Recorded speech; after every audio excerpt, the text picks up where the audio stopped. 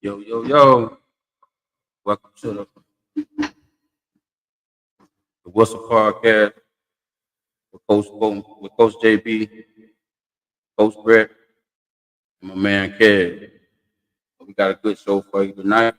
We got one of my homeboys from the Orlando area.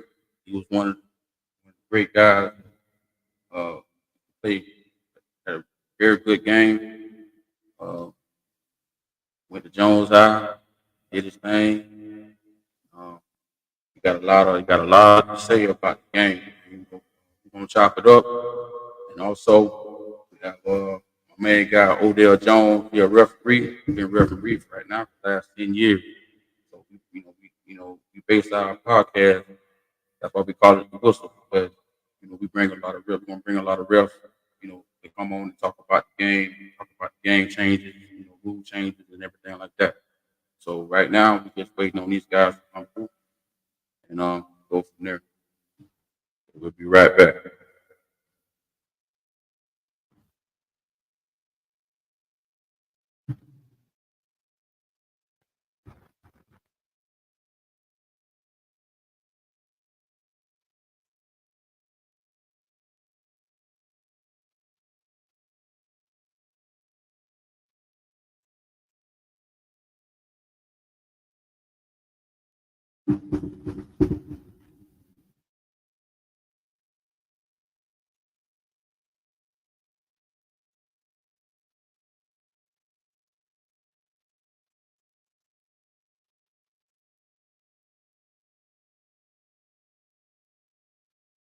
Hey there. See it?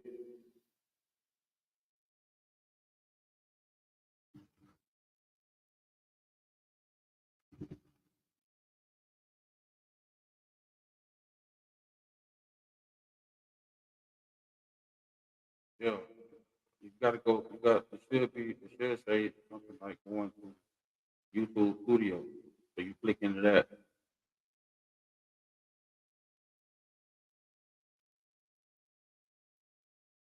Hey, babe, come on. Come on, have a good walk.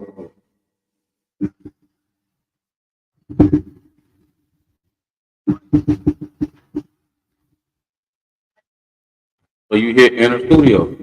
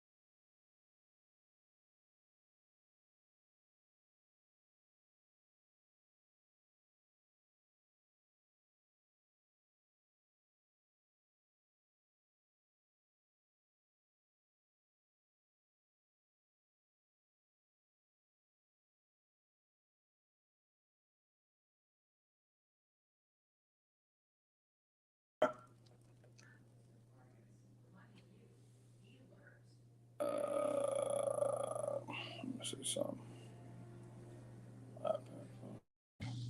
Can you hear me? Can you hear me now? Can you hear me?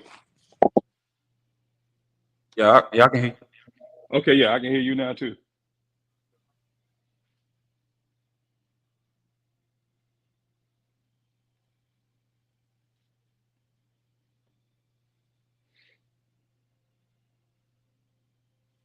Hey man, what's going on? What's going on? Man, Slaughter. I can't call it, man. How's everything going with you, man? Everything going good, man. I just wanted to introduce that Mr. Nick Slaughter, one of Orlando's finest. I appreciate it. Yes, sir. Definitely appreciate the opportunity to be a part of the podcast, my brother. Yes, sir, man. Glad to have you. We just wanted to start off, just you know, let the whispers know about Mr. Slaughter, man. Humble beginnings still right now. You know, So yeah, so right now, man, I'm really just I have a few people trying to get me into this whole basketball thing, coaching. I kind of stayed away from it for a while. So now I'm basically just focusing on business, staying out the way, brother. That's really about it, man. I ain't trying to make no noise. I'm just trying to make my little scenario and stay under the radar. yeah. So, like, coming up in Orlando, man, you had a lot of guys. Like, we had a conversation before about people getting their flowers, and there's a lot of stories out here that need to be told. I know, just starting from myself, but it's not really about it's about these other people that you know when we get to talking about basketball and talking about the players that from back in the day.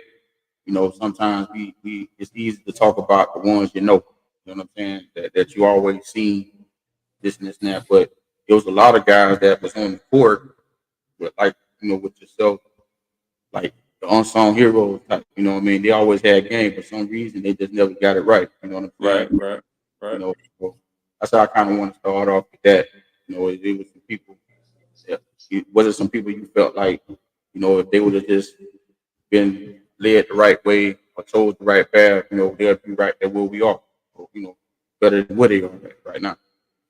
Um, yeah, like I say, man, I start with me. I think one of the most important things for me was I had the opportunities, right? And I think most people don't really know what really happened with me with basketball, but for the most part, I had the opportunities, bro. And the reason why I'm saying that is because Willie Anderson, which we all know is Boo, you know, he gave me opportunities to go to these colleges. He would reach out to these coaches. When he was at LSU, he would come back in the summertime, and I would train with Boo the entire summertime. So the hard work, the dedication, and then what you guys saw on the court, it came from Boo. But to take it further back, 98, 99, I had the opportunity to play at Mount Zion prep school, right? That's where Marquise was up there. Marquise was up there, and basically what happened, I never told this story before. So basically what happened, I got a phone call from Marquise, and he basically told me, like, man, we got a spot open at Mount Zion if you're able to get up here, right?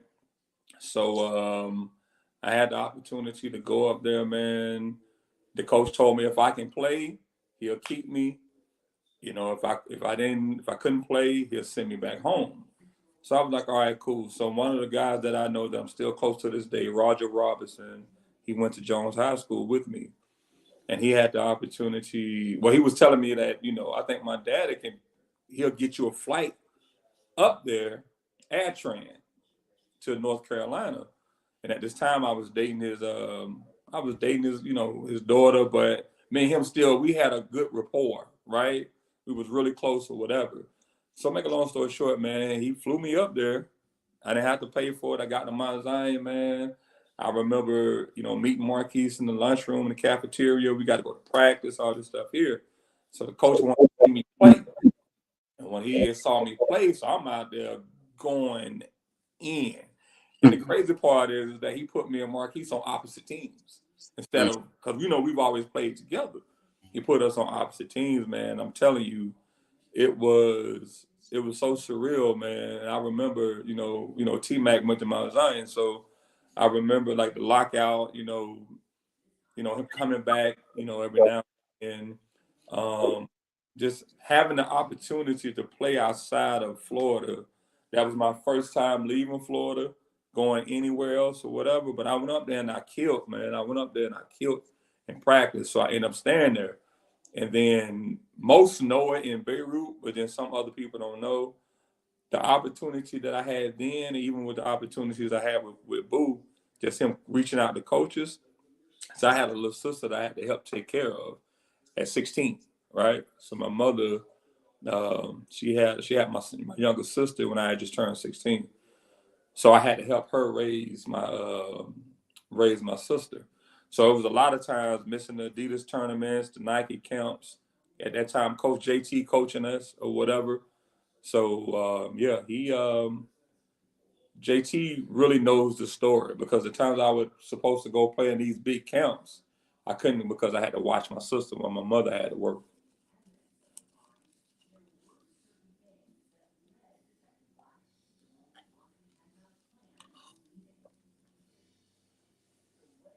Yeah, man. I mean, it's like, hey, man, I ain't know that went down there, bro. Yeah, it's a lot of people know about it. It's just everybody else don't know what's the real reason behind it. So Oh, okay. So, like, so tell me what when you was in high school, man. Like what the situation was with that. For I know you say you had the opportunity to go to Mount Zion. What was other schools that was knocking on the door at that time? so so again, this is again everything I'm telling you, man. Nobody else knows other than people in Beirut. I don't even think everybody else knows. Well, in Beirut itself, but it's a few know. So I didn't want to go to Jones High. I didn't want to go to Jones High. So at that time, I was supposed to go to Boone High School. That's where I was supposed to go. But before then, initially I was supposed to go to Edgewater, right? Because at that time, JT, our whole team for JT's AAU team, we were all going to go to Edgewater. But then they did that. We know what area at your address. They switched everything, the zones or whatever. So now, me growing up in Beirut, I couldn't go to Edgewater. I only could go to Jones or Boone High School. But I was supposed to be on the team with Marquise when he was there. So, but then make a long story short, man, Boo started coaching me. You remember Antoine Bivens? Antoine Bivens would have me at the gym all the time, both of them being Boone High School legends or whatever. I wanted to go there. So Coach Riccio used to start watching me play when I was 13, 14 on up. So I'm dropping 30, 40 points a game at the time, playing in the FBVA league and stuff like that, winning the championships. And I met Coach Riccio, and he was telling me about the scenario with Boo and all this stuff here. And I told him, like, I want to go to Boone. I didn't want to go nowhere else if it wasn't Edgewater, right? But so I couldn't go to Boone. I was upset. I was kind of rebellious at Jones High School. So I wasn't even trying. I would go out there to Jones High and kill all of them, and I still wouldn't even play. I wasn't even trying to go to school. Well, not because I didn't want to learn. I wasn't smart enough. I was kind of being rebellious. Then I took myself out of Jones and I signed myself up at Boone High School. And I forged my mother's signature. And then they found out because I was gonna play on the team with Harold when he was at Boone, Okay. and they found out and they kicked me out. so so I'm trying, man. You know what I mean? Like I'm not knocking Jones, but I just want to be clear, man.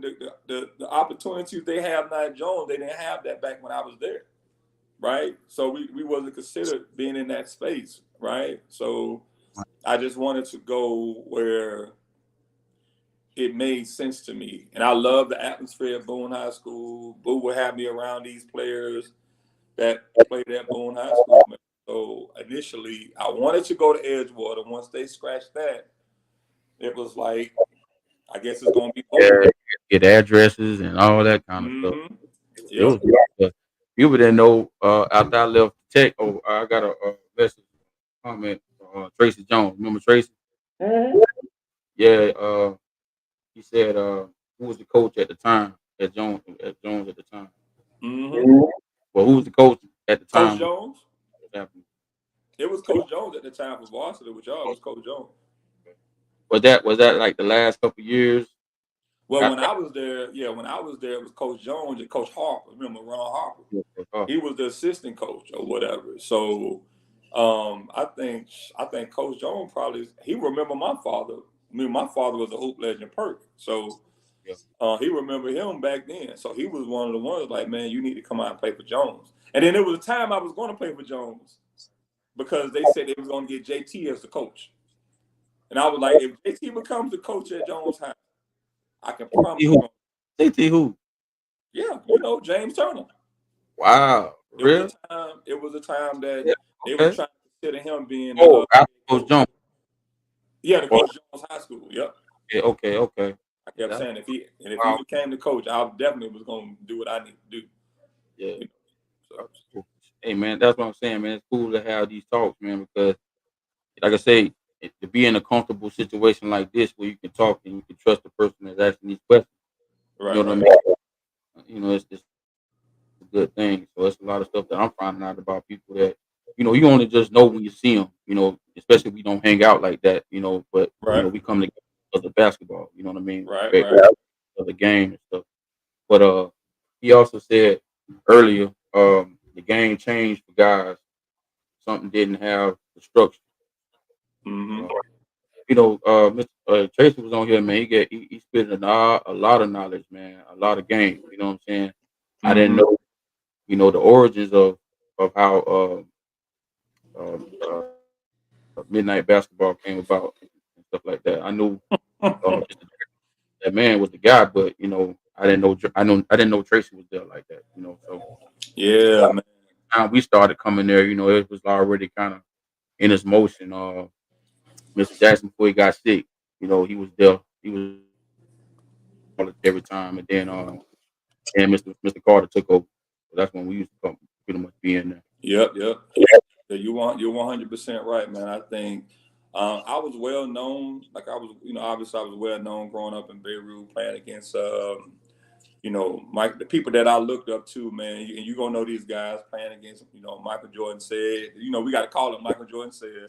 All of my That was somebody that I actually was down in Orlando not too long ago. Man, him was just chopping it up, just being able to have the opportunity to play with him. I remember playing with them at 12 or 13 years old. So, and at this time, I didn't hit my growth spurt at that time. So, mm, I felt as if I was able to play with these guys and I was able to stick with them, Lonnie, remember left hand Lonnie, Jason Sledge. I remember Big Floyd. He was probably the hardest foulers I've ever experienced yeah, in in Orlando, bro. Playing against yeah, Tony, Johnny Benjamin, you already know that. Just been Gummy, just it was so many players. Andrea Gaines, I actually got an Andrea Gaines college when she played at Clemson. She sent me her jersey. So I told her I wanted to put it up on the wall. So okay. just being able to play against them, man, I had so much talent, that I played at a young age. That's why when I got about 15, 16, I'm playing on you guys level, me and Marquise. So Mhm. Yeah, I remember, man, the days coming in there, playing on the short side by the door, and yeah, coming in there, man, and seeing the little skinny dude, man, and everything was slow. He was like, this dude killing. He's like, man, he ain't playing no defense, man. He just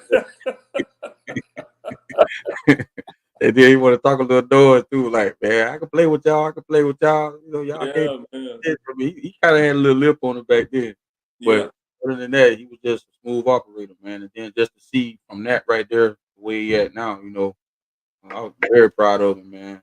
You yeah, know, man. That's that's dope that you say that, man, because I think people tend to forget. Sometimes people can see your growth, but yeah, yet it's almost like they don't quite understand why you're in the space that you're in right now. I said because at the end of the day, it's only a handful at that particular time was able to play with you guys, and at our age. right? You had me, you had Marquise, um, and we was kind of evolved more than the younger ones. You had Harold Pearson and all. Like they didn't really get better until either they went to college Mm, or they got older, right? So, I remember this conversation, man. We up there just hooping at the downtown rec, man. It was just like when I went from Beirut to all these other areas, because I played everywhere, right? And being able to go to the downtown rec, man, it's like it took. And I tell people all the time, at that particular time in the '90s, the coaches wasn't even coming down to look at if players was good or anything. All they was thinking about Vince Carter, this and that. Remember, a lot of people didn't even know who T Mac was. He had to go to the Adidas camp to get recognized, right? And I used to say this all the time. All these head coaches need to do, Dean Smith, Coach K, all these top coaches. All they needed to do was go into the downtown rec and just sit. mm. You have multiple championships with all the talent that went through the downtown rec.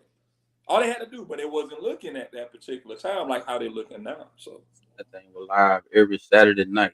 yep. Every Saturday night, that thing was live, man. Friday and Saturday. Okay, I used to never go on the Fridays. But that Yeah.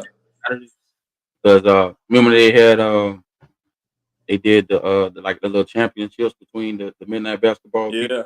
Yeah. Yeah. So we played Stanford. Stanford came down. Yeah. Some, and Yeah. we ran them out the gym. But we Yeah. played at Smith though because the Smith Center was Yeah. going Yeah. on, Because the Smith Center and was a then lot bigger and downtown better. Yeah. it was wild, man. Yeah, man. We got Brett Alvarez, man, in the house, man. Brett Alvarez. How you What's up, doing, bro? fellas? How we doing? Doing pretty good. How about yourself? Good, Nick. How are you, buddy? Appreciate you jumping on. Yeah, man. Anything for Gerald, man. Like he knows for sure. Like, um, it's a lot of people been trying to get me on these podcasts for years, and I never would do it. Right? Just to really just talk about basketball in Orlando growing up.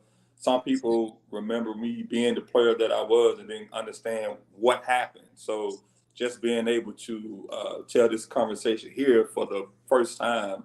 Um, but Gerald was one of the players, and I told him this years ago, and I think a couple weeks ago. I've never seen a player that wasn't in the NBA that played like he was in the NBA when he played at the Pro Am. The Mm-hmm. way he conducted himself, the way he carried himself, the way he orchestrated everything. I had never saw that at that time unless you were in the league, right? And then once the NBA players started playing and they was giving him his respect and his props, the first thing came to my mind was, how is he not in the NBA? Because at this time you were playing overseas. I was like, how is he Right. not in the league? I'm not even understanding this. I can't get it, right?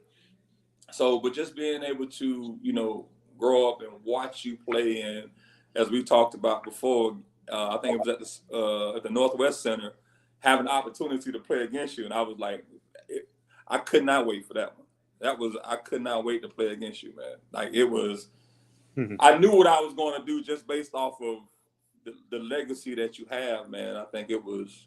I appreciate the opportunity to not play against you, but to always be open to having a conversation with me. You know what I mean? Just off some basketball stuff, man. So, because you have to be approachable, reachable, and coachable, right? That's if you pass that on to the next generation, then that's how you can continue to let these ball players evolve in a sense, right? So yeah, so I just want to give you your flowers, man. There's so many things I've said to you off Yeah, camera, but yeah, yeah. it's I'm telling you, it is a privilege to have been on the same court as you, even at 15, 16 years old, man. Mm-hmm. Appreciate that, man. I mean, I feel like much as I admired your game, because people say, people talk about the guys that came up, and a lot of times, nickname wouldn't come up, and I was like, man, y'all remember Nick? Like, yeah, man, I remember Nick, man. But Nick seemed like he ain't really was like interested, and this and that, mind other stuff on your mind. I I said, you did, know yeah, what, man, we stay in the hood, man. We gotta always stay on our toes. We gotta stay on the swivel. You know what I mean? And exactly. and then when you playing for a team, and like I said, I went to Jones, but I wasn't right then. Right. People accused me of like I couldn't do the work, or like I was dumb or something. I like, man, I was going through something, man. You know, when daddy leaves, man, it affects everything because my dad was a legend too, you know, and you know when and at the time, you know, Jones was the school where for a couple of years before back in what 1897, Mhm. 1997. Come on, man. You know, everybody went to Jones. Everybody, mom, dad, couple generations went to Jones before you know Evans and Oak Ridge came about. You Yep. know, so Yep. that was the place to be, Jones High. You know, Yep. so and then my mom, she went to Jones, she went to Oak Ridge, and then well, she went to Jones, and then she went to Oak Ridge, and she did her thing there and stuff like that. But it's like, man, I used to sit there and watch you play, bro, and it was just like it was like a mixture of Penny Yeah. and T-Mac. You know what I'm Yeah. saying? I'm Yeah. sitting there like, Yeah. Yeah. this nigga, and then you wind up getting your growth spurt. I was like, Yeah. yeah. I said, man, it's over. It's over. Yeah. And then next thing you know, you just disappeared. And I was like, man, what's going on? Then I heard, you know, you was with Marquise. I said, okay, he in good hands. So now from that point, I'm thinking like, oh yeah, he finna really get put in there now. You know what I mean? So and then I seen that you just went a different path, man. And sometimes, you know, it's for you, but I feel like I don't think it was the situation where it wasn't for you where you couldn't hack it. I just think you just maybe just my opinion, like, look, man, you know, for what you're doing now, you got an entrepreneurial spirit. You Mhm. know, you want to, you know, build your own legacy because Right. a lot of people talk, you know, running their mouth and talking about Marquise that, Marquise that. This, it's like Marquise knew who he needed to, who have around him, and you know, he needed that guy, and you was that guy. You know, so end of the day, bro, it was a lot of stuff that was said, but end of the day, man, you know, it's y'all business what y'all do. You know, and if Right. you Right. want to go from your ass, you feel me? Right. So, Right. but yeah, man, I always admired your game, bro. Always admired your game. Hey, I remember I posted something like some. We were talking about something as far as Penny, and I had posted something, and he was like, "That makes sense. That this is who you idolize, like Penny." It was like, and then you got to think about this too. It's like really because I was like five. I think I went from like 5'10" to 6'5" that one summer. And then you remember Marquise did the same thing. Like he was small, then he had shot up to 6'6", 6'7". It was like so now he's 16 and but we got guard skills. So Mhm, Coach JT was like, listen, we just gonna move y'all up to the top. And then we just gonna put Big Nigel down low. mhm, And then we don't know where just go from there. So I think like when you talk about basketball in Orlando, and I say this all the time, when you talk about basketball in Orlando, they tend to talk about the people that they grew up with or they have some type of loyalty with. And you know where my loyalty lies with the people that are what my loyalty lies with the people that I got love for. You already know. You already said one already. I got Auburn gear on right now, yeah, right? So, but nobody, and I want to say this again, nobody was on the level of Johnny Benjamin. I don't care what nobody says. yeah, And I don't even have the listen, I don't have the conversation. I don't even like if we talk and you talk about, even if they say, well, you know, Mark, he's with the Coles Orlando. No, he wasn't. No, he wasn't. Well, you know, this person, no, he wasn't. Nobody was like Johnny Benjamin. And all those players will tell you it was nobody like Johnny Benjamin. Even my father being a hoop star growing up in Orlando, he would say the same thing. I remember Daryl Dawkins saying the same thing, right? So I think that's the thing for me, just kind of really just understanding, you know, you giving the flowers to the players who didn't probably go to the NBA or who didn't play overseas or just simply just because when they would come from the league and then come from overseas, I've seen you get them 35, 25 points and 15 assists. Right. So it's like you got to give these people their props, man. It's a lot of people that I don't think they give enough credit, get the credit that they deserve. And Michael Jordan said was the one told me. He was like, man, when they talk about basketball, I can't understand why they don't talk about you. But then when they find out the history behind it, and it's like, oh, I didn't even know that you had to take care of your sister. So I had to turn down these colleges because if you can't, my sister can't come with me, my little sister, then I can't come. I have to make sure that I'm there for her. But then at the same time, look how it worked out. I'm still in this environment, and I think I want to be more of a business than a basketball player. So Yeah. that's why I have no issues with. I don't have to touch a ball. I don't do none of that. I wanted to do that. So sometimes people will see that I didn't make it in the NBA or make it to that level. They think that I failed in life. But really, that was your own way of thinking when it came to me. But me personally, put me in the room with the opportunities and I do the rest. And I think that's what I've done so far. I think Marquise been retired for a minute. So and I'm doing pretty good. Yeah. Yeah. And I'm grateful for him though. I appreciate it. And Brett, we got another message here. It goes back to the midnight basketball. He said that that's why midnight more because of them coaches he mentioned was sticking their heads in. They peeping in. Like I say, Trey was telling us, man. He say, man, he got it to the point, man. All them coaches was coming in there, man, and a lot of people got an opportunity to go to school, and that's really what it's all about, man. Yeah. Nick, you talking about Johnny Benjamin. I'm a white kid that grew up over there in Winter Park. The very first time that I saw Johnny, and I told this story here a couple weeks ago, and how old are you, Nick? How old are I'll be 45 in a couple weeks, actually. Okay, so we're a little older than you. Jay knows where I stand with this, that I draw the line. Anytime anybody talks about comparing them to him, it's like you don't, and Jay knows, and you don't understand. Don't even I don't even entertain it. Yeah. To be honest with you. You're younger than me. Johnny's maybe a year or two. We're right there, but first time I saw Johnny first time I was entertained to Johnny Benjamin was in Scott Sanders. I don't know if that name rings a bell. Yeah, I remember Scott Sanders. Yeah. Okay, so back in those days, Scott was coaching at my high school at Winter Park. Yep, he was. So he had all those guys during the summer, which was called when Johnny, Torino, Corey, Tony Atkins, Willie, Alonzo, all those guys played for team. They called them Team Orlando. And we had a guy at Winter Park, Willie Donick, a left-handed kid, Aaron McGuire. So he had kids from all around Central Florida, and they were doing an AAU practice. I was 14 years old or 15, and I walk in the gym. The first person I see is Johnny in the corner. He grabs the ball and he goes toward the corner of the basket, coming in like Jordan kissed the rim, and he grabs the side of the backboard with his left hand and dunks it with his right hand. Yeah. I stood there. I'm telling you, like, did I just see what I just thought I saw? Yeah.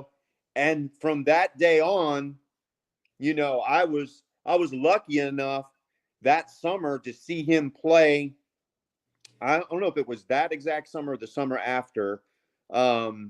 He played in an AAU game over in Brevard County against Mr. Basketball. His name was Johnny Walker. He was from up in the Panhandle. And he was about 6'9". He kind of looked like Torino Walker. Okay. He looked a little bit like Torino, big kid, real big kid. And Johnny just served them. I mean, they had never seen anything like him before. Yeah. I mean, Johnny was just doing anything he wanted to. And the coach I remember the coach from the other team coming up after the game, and he goes, "Good Lord, who?" And he goes, "I've got Mr. Basketball on my team here in the state of Florida. I've never even heard of this kid." So it's amazing how many people don't know his story. We in Orlando, I'm born and raised, know his story. But when I've listened to these other podcasts and these, I'm going to go to the extent, Nick, that I've listened to guys that give their top 5 all time. There's They no never put his reason. name on there. All 5. You could give me 5 to 8 different top 5s. Mm-hmm. Every time I'm putting Johnny in there. I'm 100%. I put my hand on the Bible because he was just different, man. He was different on a different level, you know, and it was amazing some of the things that he could do on the court. And the thing that used to make me laugh half the time, Nick, it didn't even seem like he was trying that hard. I mean, he would laugh at some of these guys that he was playing against. Mm-hmm. I saw it firsthand. I know you guys have seen that. Man. You know, goodness. So when we talk about him, you know, I definitely tell people, I said, well, you know, you might as well save that spot because he's in one of those 5. Man, he's number 1. And nobody's never. Again, this is just my opinion. Yeah. Now, like, they don't talk about him. I just don't understand why. I don't even care. Yeah. Some people, you know, I'll listen, but then when like I say, when it comes to Johnny, I'm like, listen, I don't care what nobody says. Mm-hmm. I don't even care because I actually witnessed it, and it was a time where if you was a star player, you wasn't a star player till Johnny played you one-on-one. Right. If you was considered good, you don't even know where Johnny's at. Right? Right. And then next thing you know, I remember I'm 16 years old, my head is playing. He just come from out of nowhere. Are you ready? He was calling me, my father's name was Perk, right? Right. So he would call me Little Perk. Little Perk, you ready? I'm like, what? Like, I don't even, well, let's play. Like, you know what I mean? Yeah. And I remember when we were playing and I was holding my own, the one thing I could not understand how strong he was. Right. I just couldn't understand, like, how is he this strong, right? And the things that he were doing, and I'm trying to figure out, like, okay, I know if I play him hard this way, I'm gonna spin off and just shoot it. Right. And the one thing I love about Johnny Benjamin, because I've played against him, I've seen him play against other people, he also had lockdown defense also. Yeah. So I knew that I was going to be the player that I was going to be for 2 people when I played against Johnny Benjamin and I played against Chucky Atkins. Because Chucky Atkins was by far the hardest person I have. I don't even, my feet were burning when I was guarding Chuck, right? And I think even with Chucky Atkins, I don't think he doesn't get the credit that he deserves. I don't even think, and this again, it's just my opinion, I don't think Marquise gets the credit that he deserves and how he was destroying Orlando at that time before Mount Zion. And even when he came back to from Mount Zion in the summertime, I'm like, oh, he ready. When he came back from Mount Zion, I said, he is ready. So, if he would have stayed, think about it, Nick. If he would have stayed and not went to Mount Zion, they could have had a damn good chance of going again to the state championship. Exactly. We talk about that all the time too. You know, you think about where he went to, and I tell people, well, hell, what if he would have stayed? You know, they would have been down to go back again to Lakeland. Right. Sure. One thing about Johnny that always stood out to me was he had that game where, you know how Magic used to back you down dribbling? Mm-hmm. Johnny did a lot of that to me. He could play with his back to you, and then his hands. Yeah, his hands was really big. He was amazingly. I seen him in AAU with Scott Sanders taking passes off the dribble and literally palming the ball off the dribble and just taking off. Yep. I mean, these kids that he was playing, they were like, holy shit. And he was doing things, and once again, it didn't even look like it was effortlessly that he was trying, and I used to think to myself, man, if this guy worked even harder, how damn good and amazing he could be even more, Hey, Tracy was saying, have you ever heard of a guy named Ron Streeter? Say again? Ron Streeter. No, I haven't heard of him. Never heard of him. Mm-hmm. Where is he from? Where you from, Tracy? You didn't say? No, he said, That name don't ring a bell to me. If he's from Orlando. Yeah, like Mercenary. Mercenaries? Yeah. Ron Streeter? Yeah. It gotta be he gotta be before your time. Hey, he gotta have a nickname. He gotta be before your time. Nickname.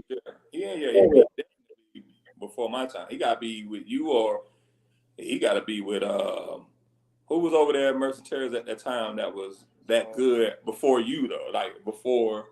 Because remember, we played everywhere. We played at Mercer Drive, Mercenary. Anybody had a basketball court, that's what we played. So I've had the opportunity to watch everybody play evolve. I watched all that stuff. Bro, I was, just not, sometimes you gotta toot the horn, but toot. But it, that was all me over there, dog. But that's what I'm saying. That's why I'm like, it had to be before you. It had to be before you. Front line. Yeah, that was me. I don't know no one. Oh, he back in 83. He with him. He said he back in 83. See, there you go. Yeah, I ain't even. Yeah, he said he played both ends too. Yeah, it's a lot of people that I don't, like I said, me and you, Jared, we talked about it before. It's a lot of people I don't think get the credit that they deserve. I think I also want to give my shout out to Chucky Atkins. And I'm gonna tell you the reason why. Mm-hmm. The reason why I want to give a shout out to Chucky Atkins is because I saw his grind, right? Mm-hmm. I saw the time that he would go and kill in the draft camps and play in some league and still didn't get picked up, but then he would go back overseas and play. But then I saw how hard he worked. I want to give another shout out to Willie Anderson. Like I always give a shout out to him because Willie was a dog. Boo was a dog. So, but what I like about what Willie is doing is that he took the information from LSU and he gave the information away for free, and he's still doing that to this day. Just coaching, the AAU teams and stuff like that. So I just want to give my salute out to him, man. He's such a good dude. I think what he did when he was at Boone High School and playing, across Orlando, I think, again, they tend to forget. They even forget about Corey Walker, Torreno Walker, like what Britt was saying. So my sleeper is, and I'll let you guys talk, my sleeper is Johnny White, right? Sean Seagram. There's some other players that some people don't. And God rest his soul, today is the day that Sean Seagram passed today. So I want to give a shout out to him. So Johnny White could go, man. Johnny is my guy. Johnny used to cut my hair when I was going to Jones High School. He used to cut my hair and everything. But remember, Johnny was a ball boy for the Orlando Magic. So Johnny got all the autograph shoes, all the autograph Jordans and everything, or whatever. So, and he was one of the ones I used to love to play against or whatever. But like I say, man, I appreciate you again because I want to continue to get my props on, recognizing the stuff that I did, because they tend to forget that I was handling my own with everybody in every area, and I was just killing everybody and doing my thing or whatever. So everywhere I went, I stood out.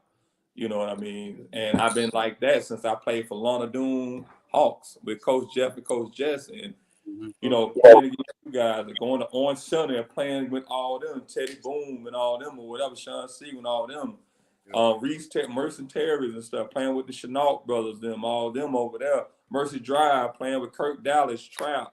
Lynn was just, Lynn always come up here. I just talked to Boo Carson Christian last night because he was here with his kids. Okay. Boo went to Evans. So, I love Trap. Trap always up here when they come up, bring the kids up here. So I like the fact that they remember what I used to do.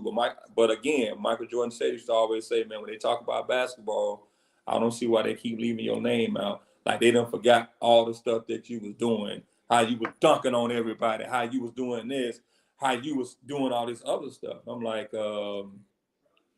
yeah, I mean, long as the ones that I respect know, and you being one of them. Hey, Boo's brother could play. Dwight Christian. What was Boo's brother's name? Dwight Christian. Yeah, White Christian. Mm-hmm. I just wanted to say that, you know what I mean? Like I want to give my props out to the people that don't speak about a lot. So, and the thing about Chucky, like I try to tell the younger guys today, you have to be exceptionally good to last as long as he did in the NBA at his size. I mean, that really shows at his size to stay in the NBA as long as he did, says a lot to me. Says a lot about, him, his grind, his commitment, his work ethic, and his game to stay in the league that long at his size, for sure. Because you have to be extremely good at play at that level at his size. Well, speaking of somebody with another size, people forget about Marquise' brother. Yeah. You see what I'm saying, Gerald? They forget about Sip. They forget that Sip was doing his thing. Right? So Sip been holding stuff down. He been hooping, doing his thing. I think they don't really speak about him a lot, man. Like I said again, like I was a student of the game, so I went to different areas and I paid attention.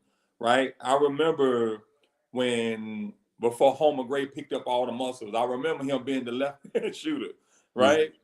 I remember Carey, I remember all these players that they don't talk about. I remember Ivan Jones playing at Boone High School. I was just about to mention Ivan. So that's what I'm saying. You gotta understand, like I really paid attention to these things. So when I started hooping with him and holding my own at 15, 16, couldn't nobody tell me nothing, right? Couldn't nobody tell me anything. And that's how I looked at everything. So, but I got a funny story though, and you're gonna laugh about this, Gerald.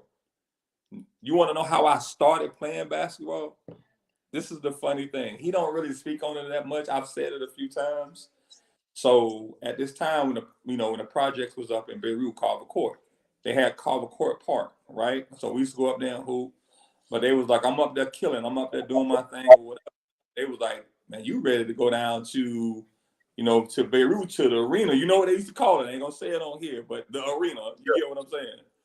So he said, so when you come here, you should be able to hold your own.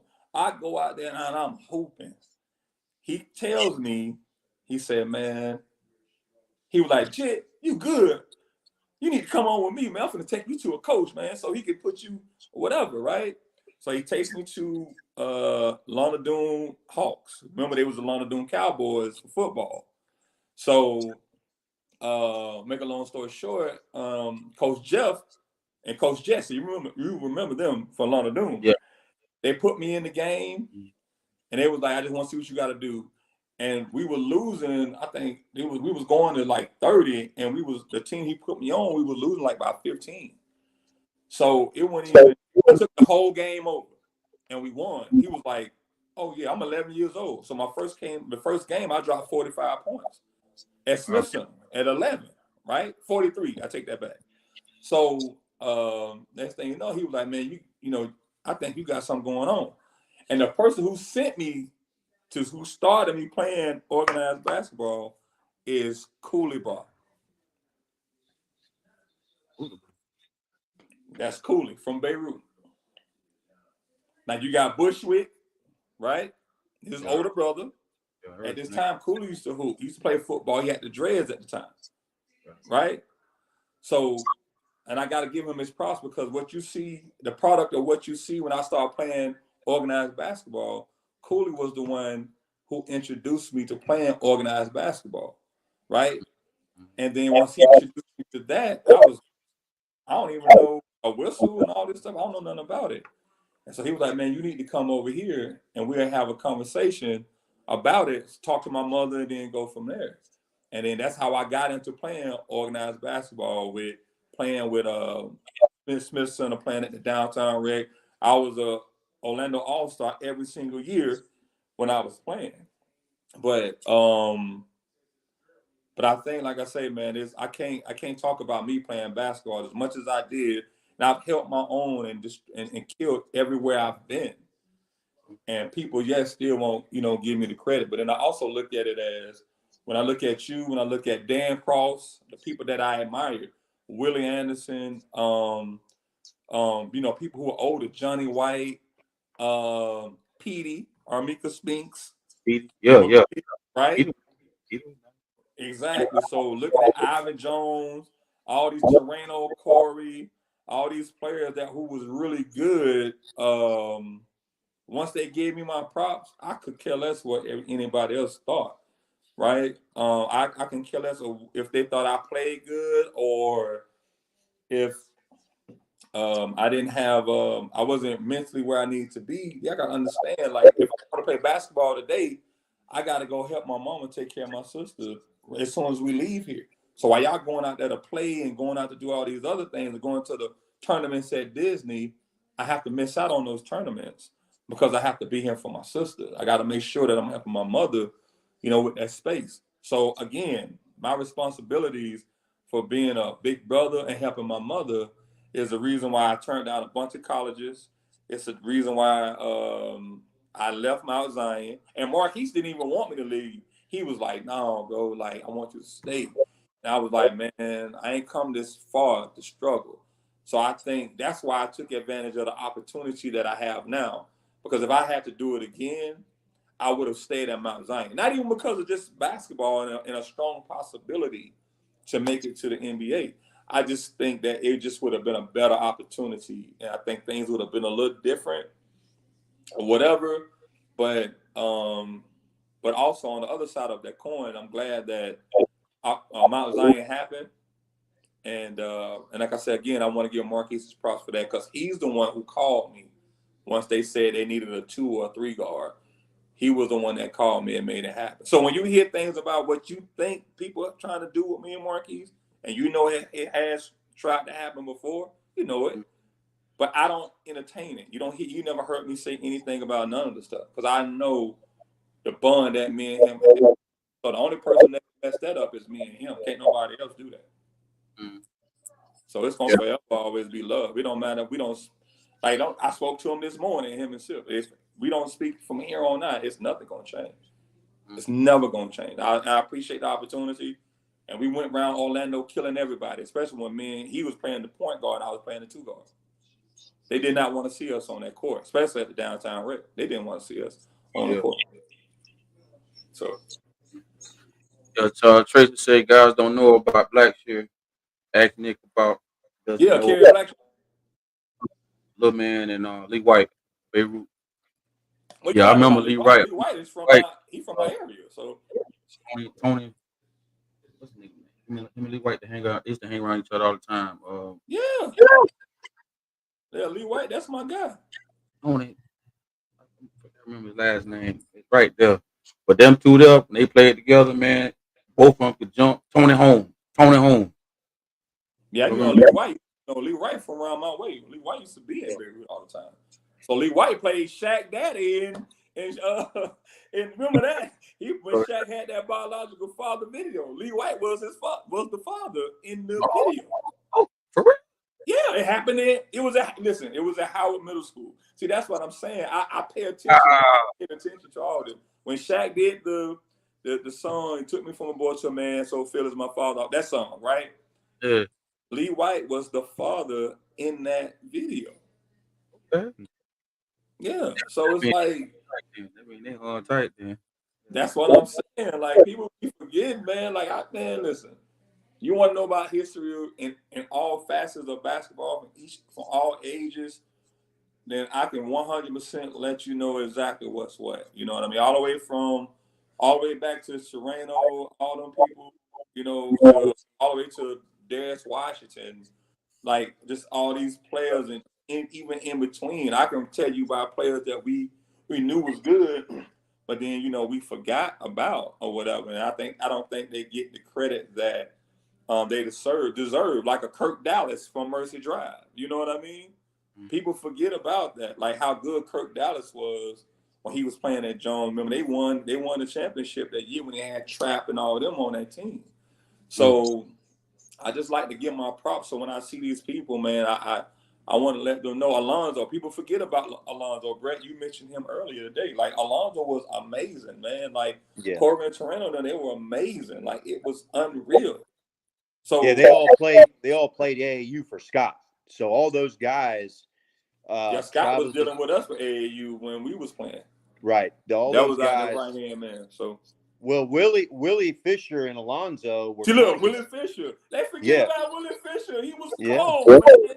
He was cold, man. I don't mean to cut you off, but he was just cold. My cousin, a lot of people don't know who my cousin Craig Flowers. That's my cousin. Blood. My mama, his mama. I don't really think Craig took the game seriously though, man. Because you remember though, he was still killing. He was killing though. You know what I'm saying? He was a big man, finesse or whatever. Some people forget about Raheem Brown, B.B. Walden, all these Florida players, man. Ladarius Halton, Tony Fox. Like I can go on all day about just different eras, or whatever. Like people. They had a kid. Who's the kid that was Orion Green? That's my guy. You know what I mean? The kid out of Kissimmee over there. It was Ladarius Halton. We would call him MJ. Yeah, Ladarius is from New Smyrna. New Smyrna Beach, right? Yeah, he led the state in scoring for. Yes, he did. Yeah, man. Yeah, Ladarius could go. He went on there to University of Florida. I can't think of his name. You know what? Oh, I'm so upset. And if JD Bracey. That's what you're talking about. Yeah, JD Bracey. So JD Bracey was on our AAU team. Yeah, and then Gerald, he played with you at Wymore, the young kid that lived there right across the street. What's his name? He played for Scott. Got in trouble with the I don't even want to get into Wymore. I can talk about Terrence Hallman, Red. Terrence. Terrence Hallman. You don't even want to get into that. Terrence is a kid. Terrence to me That's why I be is telling a you, kid. JB, baby. Like I know. Hey, Terrence. Terrence was talented. I mean, he's just one of those guys. He had a little bit of Johnny in him, a little bit. I'm not just a little. Mm-hmm. But Terrence was a kid. We took him to an AAU tournament in North Carolina, and we had all these players that were ranked. He gets on the main court. He has no socks. He's playing in shoes with no socks, and he drops like 36. He was cold. Yeah, I mean, he's another one that probably I wish would have been on the straight and narrow, and somebody would have grabbed him, because that kid had a lot of talent. Good kid. Just I wish he would have had somebody around him to grab him and say, "Hey, man, he had a lot." Gerald, that kid had a lot of talent. A lot of talent. So Nick, we picked him up in front of his house there down the street from Wymore to go to this tournament. He came to the van with a paper bag, Nick, and his clothes. I looked at Coach Scott and I said, "Okay, let's do this." And he got in the van. We drove up 12 hours to Charlotte. And the very next night, he goes out on the main court, drops 36. Nobody even knows about him, I mean, and we won the game. I think we played the Charlotte Royals, one of the better teams too, But he was another kid in our area that, just another one that you could put right out there with anybody, man. And I'm telling you, I said, that kid could go. It's amazing. Hey, Nick, I want to ask you about these two players, and you just give me I know you're gonna give me your honest opinion though, but you just brought them up not too long ago. Gummy and Sean. You say Gummy and who? Gummy game, man. He had that old man game, dog. Oh, yeah, you say Gummy and who?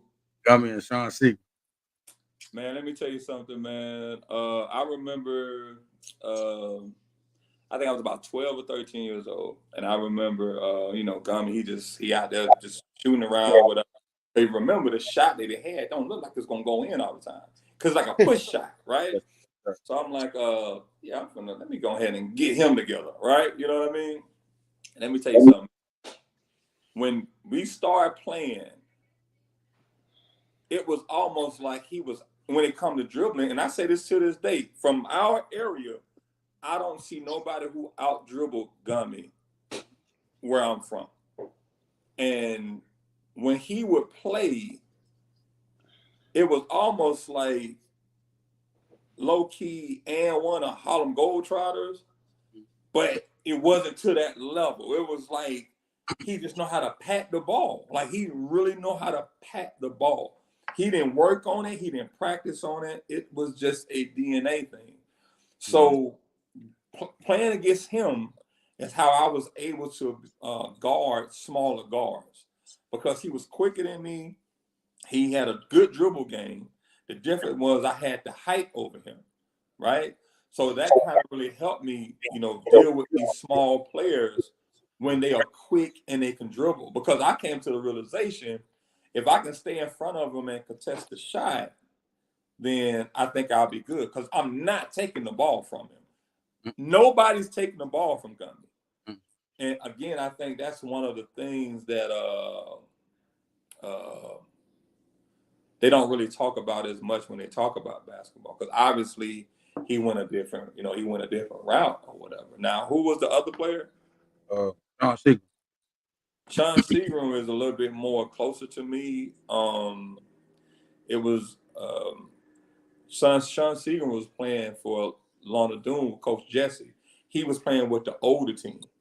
Terrence Harmon was playing on the older team as well. That's how I know Terrence Harmon. When he played with the Cowboys. Well, basketball was the Hawks and football was the Cowboys. So I remember watching them, and that's how I started going down to Orange Center and hooping with him. So I remember playing on his team, Sean Seagram, and I might say another person now because I want to get off subject. Sean Seagram and Todd were the purest at that height. Sean Seagram and Todd was the purest point guards I've dealt with as far as getting me the ball at the right spot. It's been alley hoop, Sean's my top 5 alley hoop dunks. I think Sean probably threw me top 2 or 3 because I never seen a person who will go so hard and you don't think they see you, but they do. So it was a lot of times where he was too advanced for me when it came to passing. So when I started playing with him a lot more, then I kind of understood what was what, because again, I felt as if he was a professional point guard. And the stuff that he was doing, it just was kind of too advanced for me at the time. You got to remember, I'm years younger than y'all, but yet I'm still holding my own. So when I started playing with Sean made it a lot easier for me. Sean used to always tell me like, hey man, if you see me on a fast break, all I need you to do is run. If you run, the pass is going to be there. So when you're going to your layup, don't wait for me to give you the ball and then gather yourself. I'm going to put it in the pocket where all you got to do is catch and take off. Yeah. And that was one of the things that he explained to me. It made it a lot easier for me on fast breaks and stuff. So he's definitely truly missed, man. And before he passed, I FaceTimed him. Me and Sip talked to him, and I think like a couple weeks after that, he had passed for cancer. So R.I.P. He was my guy. He was a good brother. You know that as much as I know that. He was a good dude, man. He's definitely missed. Oh, he want to know. Nick want to know. Tracy want to know how was your battles against Lynn Bright, and Kurt Dallas and Boo. I mean, being honest with you, I don't like Kurt. It wasn't really no battles with them per se. Because I think the thing about Lynn, me and Lynn, I think we talked about this before. Lynn has been athletic since I can remember. So a lot of times, like when Lynn left college and he came back, Lynn was elite. You know what I mean? And the same as with Boo. You got to remember, Boo is younger than me. But the funniest thing about Boo, Carlton Christian, the funny thing is, Boo used to say what you just said. Boo used to be like, and you gonna play today? You mean he younger than me? He was like, I can't watch you play. You gonna play today? Because you be out there like you don't care.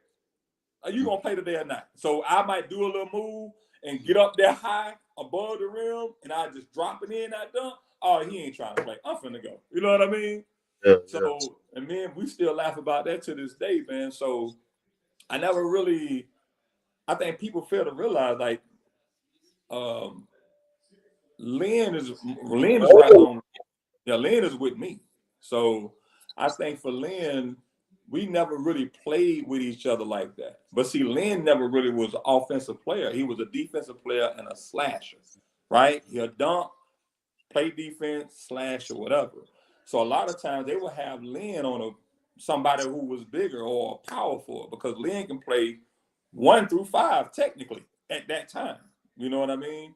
So we really never had to guard each other. Even with Carson, them, like by the time I was done playing basketball, like, Carson he was just leaving high school or something like that. So I never really had no hard guards or whatever. Like, you know what I mean? Johnny Benjamin being one, but that's really it. But some people forget that I had a skill set. I think some people forget that. You know what I mean? I think even with Marquise, you couldn't take the ball from him. He gonna cross you over and he gonna get buckets. That's what it is. But like, I had a skill set. You know what I mean? I had a jump shot. I had a mid-range jump shot, but I also can dunk as well. You see what I'm saying? The dribbling thing, I was good, but nobody was gonna take the ball. It wasn't like I was really good at the dribbling thing, but I was 100% Penny. Same as with like T-Mac. I can see why people can compare me to T-Mac as well when it comes to playing. But like I say, man, it's I never really had nobody really just. It was kind I of was like, like, yeah, you know what? You know what I mean? it was kind of mirror looking at you. Mirror looking at you.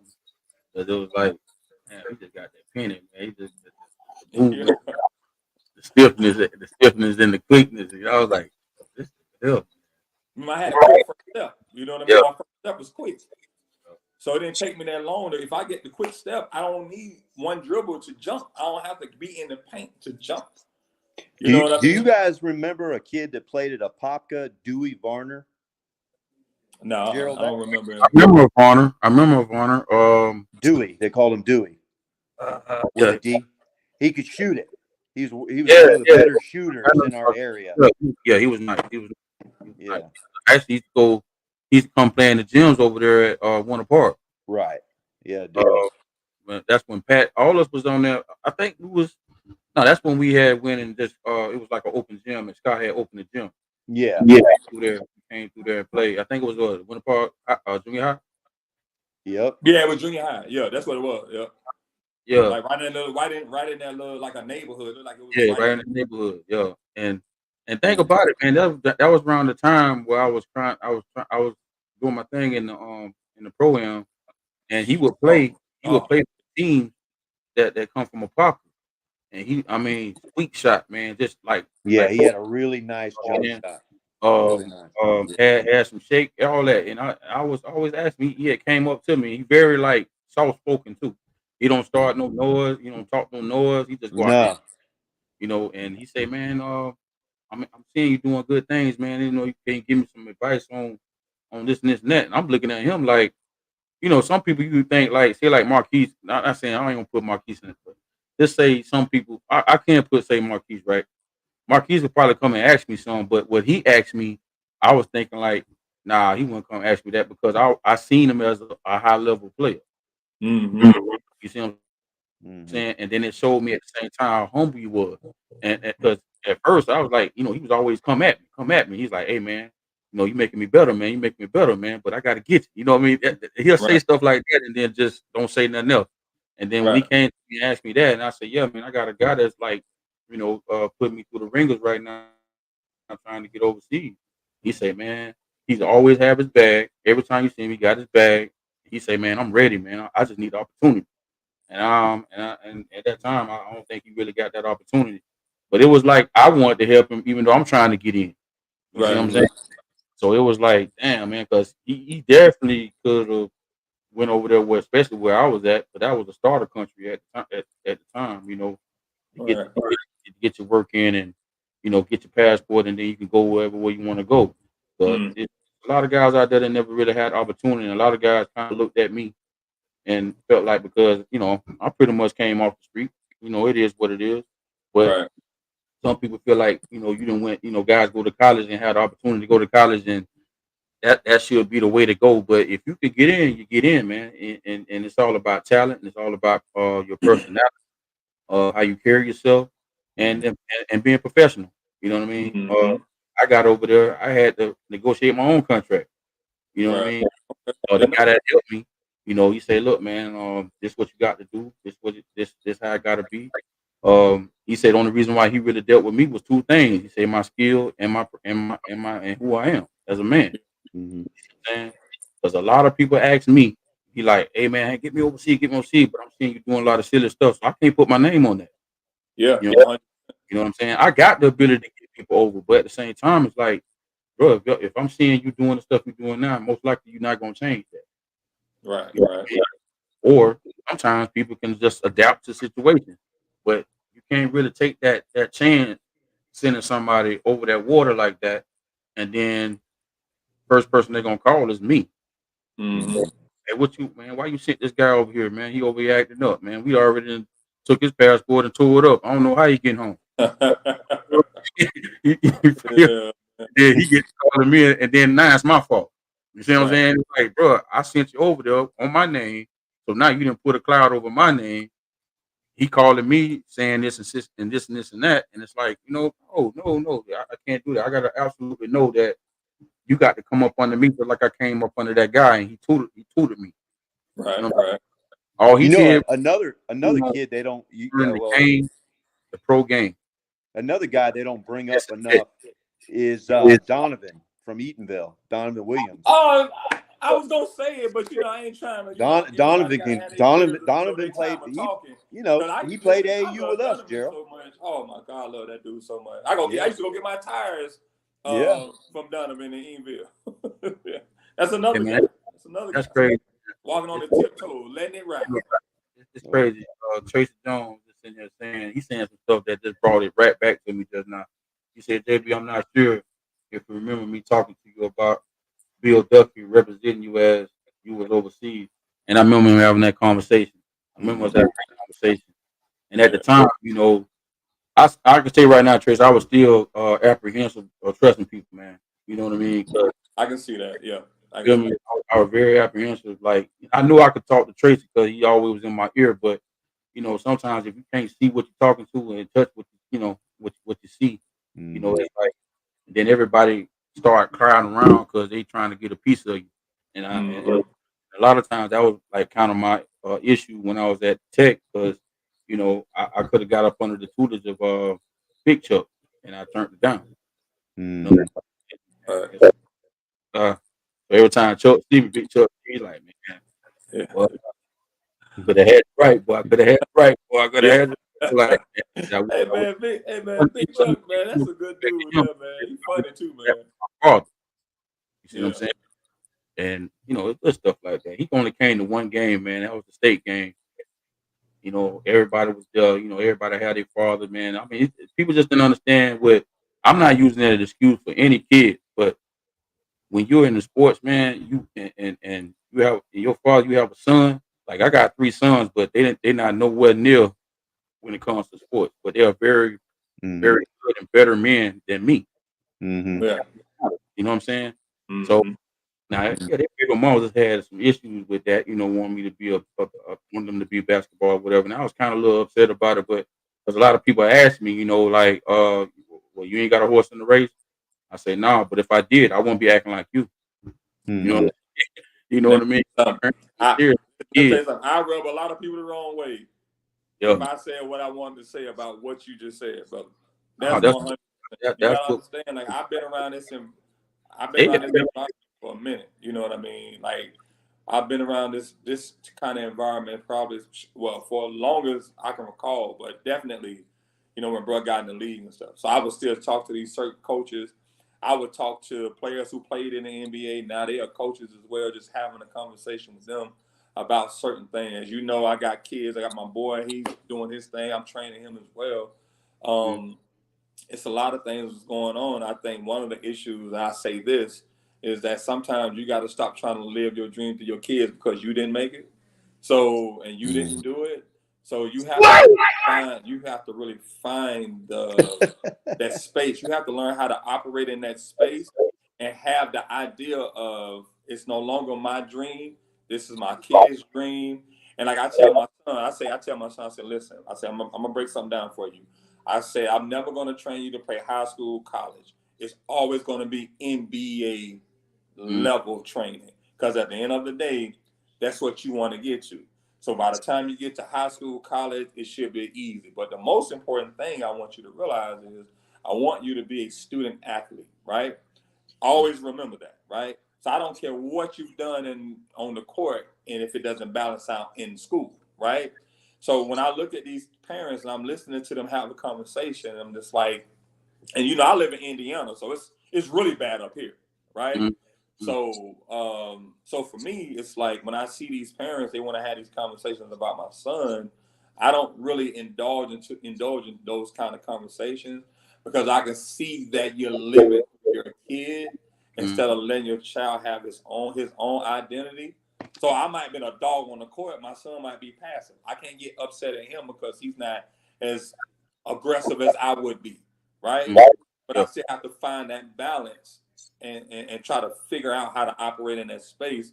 So I teach my son. I don't teach my son about basketball. I teach him about discipline and consistency. That's it. Mm-hmm. That's all I teach him. So whatever it is that you do in life, those are the two things you need. Mm-hmm. So if you want to work this hard, then this is how you get there. But if you don't want it more than if you don't want it, then I'm not going to over want it. You know what I mean? I'm not going to be the one to say, hey, you got to get up. Hey, you got to do this, you got to do that. Nope. You go knock on my door. Right. I'm ready to get up. Send me a text. Right. Dad, you up? All right, cool. Let's go. You know what I mean? So now drive starts with you and not me trying to force you to do those things. Mm-hmm. And I think some parents, even if you try to correct them in a positive way, is always met with some negativity and anger because you want your kids to get you up out of this rut you put yourself in when it comes to paying your bills and handling your responsibilities. So you want your kid to make it easier for you. So that's a lot of pressure on your kids. Just trying to just go that route, right? And I think some parents, they don't even too much care, especially with the NIL deals. Now they're younger, they can get them more.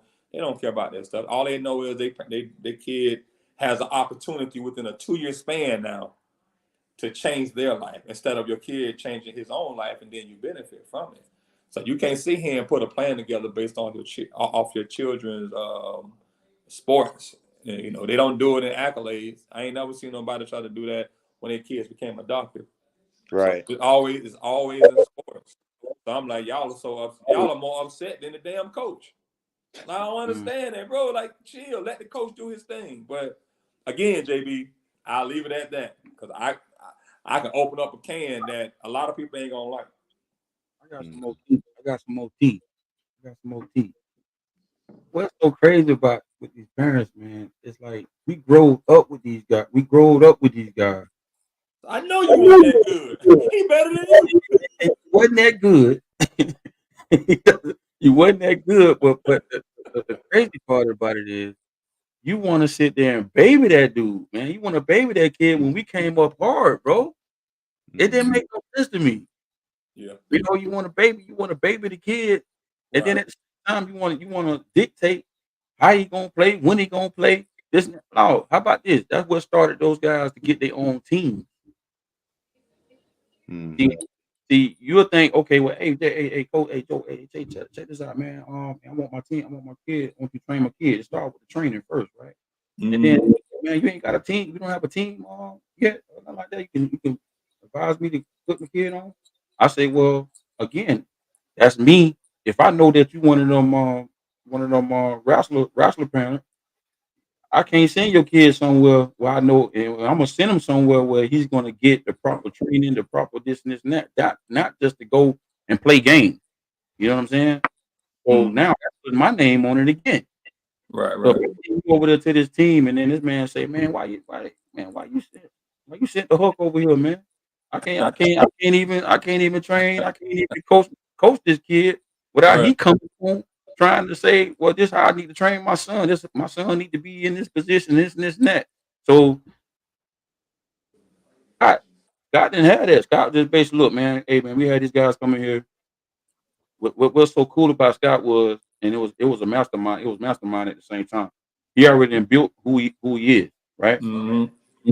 So everybody knew about Team Florida. Everybody knew about Team Orlando. It's history, right? So once again, he was before his time. So once he got his name, he had a history of winning, and then he got lost in the sauce between when it started switching over to, okay, we can get paid from this now. Mm-hmm. You see what I'm saying? So, just stayed with. That's why you know it when either. I'm not gonna say it went about the money for him, but it became about the money. Right. But the time when he should have said when it was about the money, that's when he should have morphed into that.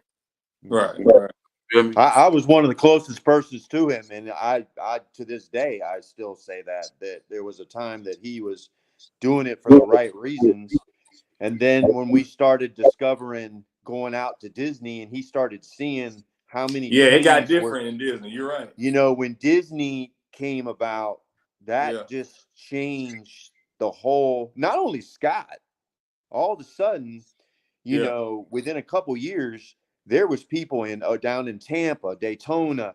There was tournaments just popping up everywhere. Yep. You know, so if you had an access to a gym, they figured gym, teams, money. Yep. And then it was just like wildfire. It just set off like it was nothing like when we grew up playing for Scott. Because when I tell people, I said, you guys have to understand, when we played AAU basketball in the 80s or late 80s, you played against teams that were coming from Pensacola, Tallahassee. You know, they were coming a long, far away. Palm Beach, you know, Daytona, Miami, but it wasn't 65 different teams. It was only a select few of kids. Yeah, it might have been like 4 or 5 teams, maybe. Right. Yeah. You know, and when we were the Central Florida Greyhounds there with Tony Atkins and Yvonne and, you know, you, Gerald, me, and all those guys, you know, when we played in the state AU tournament, it was always just, it wasn't no 35 teams. It was just 8, 10, 11, 12, 13 at the most, you know, because back in those days, there wasn't too many dads that were grabbing their own son and just making a team up. It wasn't like that. You know, it's different now. I mean, it's different. You know, it's different now. And it's funny, the guys that thought they were good enough to play for Scott, the very next summer, they were playing against Scott. Guess who was coaching them? Dad. You know, because you know, they weren't good enough to play for Scott Sanders. But next thing you know, they're on their own, you know, and some of those kids, you know, I don't blame them. They're trying to play. It is what it is, you know, at the end of the day. So Scott was definitely way ahead of his time. I can tell you that.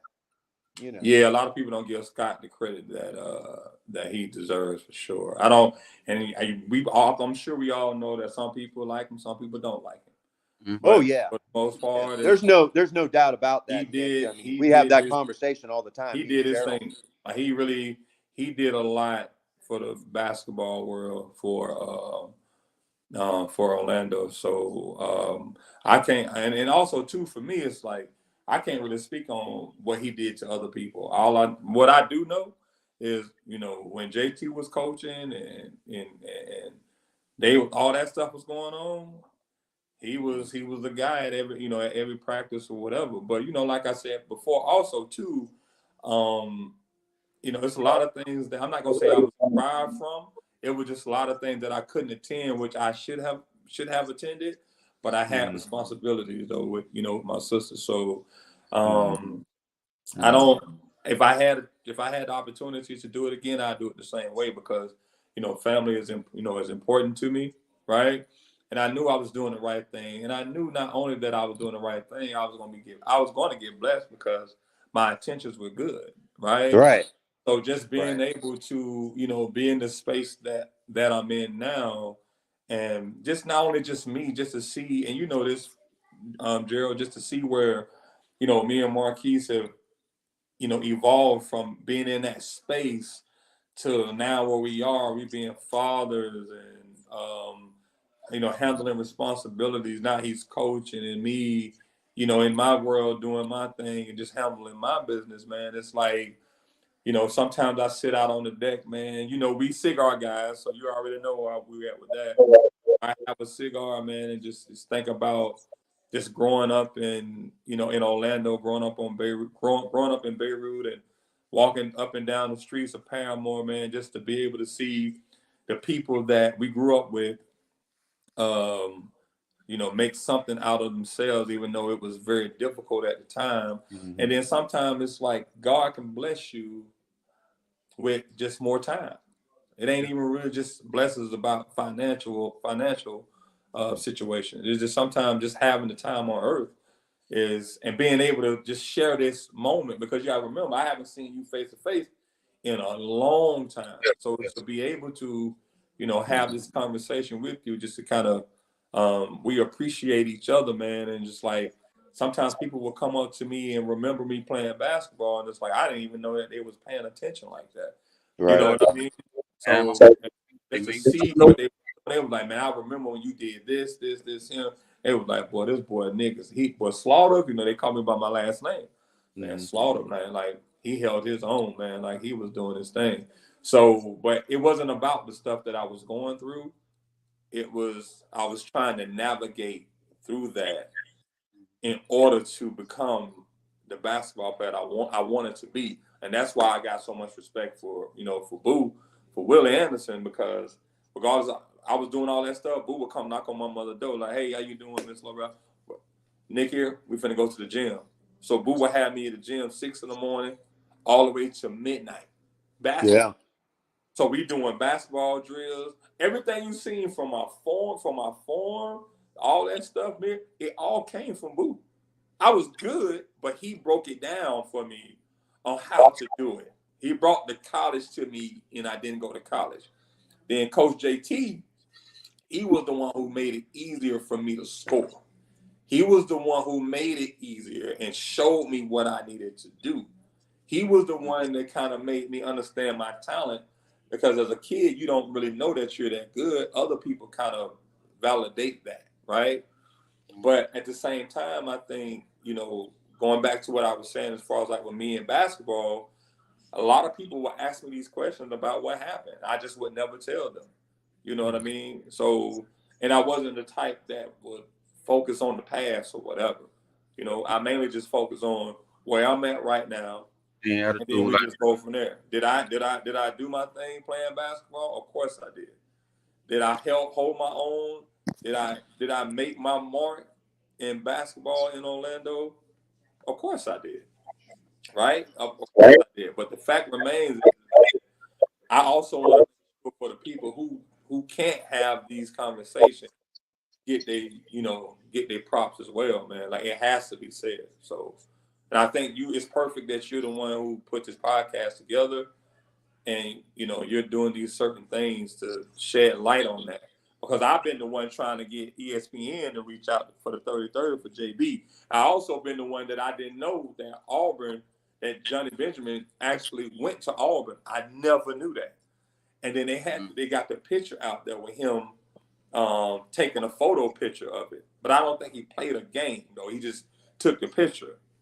And I was telling him, man, I'll give you anything if you can give me that jersey, because I want to hang it up on the wall. And I still stay on his head about it. The Jones High jersey, the Orlando Christian jersey, if you got any jerseys, like, just send it to me if you can. So like I say, bro, again, man, I appreciate the opportunity to tell my story, because a lot of people don't really know what really happened. They thought I just gave up on basketball, this and that and the third, or it just didn't work out. Like, no, I had the opportunities, man, and the opportunities were given to me. It's just my mindset wasn't on basketball. So I can understand why some people think I didn't take it serious. You know what I mean? So at that time, I had an obligation, and nothing was more important than that. So, but then, I mean, look where I'm at now. So it all worked out, bro. You know. Hey, dog, basically, want to know, have you spoken to Moon, Bino, and Stacy? I can't hear you. They want to know if you spoke to Moon, Bino, and Stacy. I say some Moonbino and Stacy. So some people, who is that asking that question, man? That's Tracy Jones. Oh, okay. Because that got to be somebody that know. Because I don't really speak on my personal life. Like, those people are part of my circle. You know what I'm saying? I don't. But I speak on it in this space though. So I talk actually, because I talked to Prune, because Stacy's nickname is Prune. Yeah. I talked to Cuz I want to say like 3 days ago. You know what I mean? Bino, it's been a minute since I've talked to Bino. And Moon, like I say, a lot of people don't even know that Moon is my cousin. You know what I mean? So that's why I was like, who the hell asking this question? Or whatever. But I talk to Moon every now and again. Obviously, we know what he does, so it's not like he just out hanging and kicking it all the time. You know what I mean? So yeah, no, it's them especially like Stacy and Moon, man. When I tell you, man, they've been my big cousins, almost like my blood brother. It's like it's further than them being my cousin. Moon it's always been love with Moon, man. It's Stacy was, I'm telling you, he was like my older brother. You know what I mean? Like, his mother took care of all of us. You know what I'm saying? Because she took care of my mama, she took care of me. You know, remember my older brother, I met Troy. So she did all that, man. So like I keep in contact with Prune as much as I can. When it comes to Moon, like it's always love, man. Like we always have a good time when we together, man. I'm glad he asked that question, but yeah, I almost didn't want to answer it. That's that's private. Even with Marquise, it's like I won't go too far into it, you know, when it's my private life. So yeah. But, you know, but for you, yeah. I was just wondering, like, when you came into town or whatever, like, I mean, I know most of the time you coming in to take out the family and stuff like that, but how has Orlando changed for you, man? Like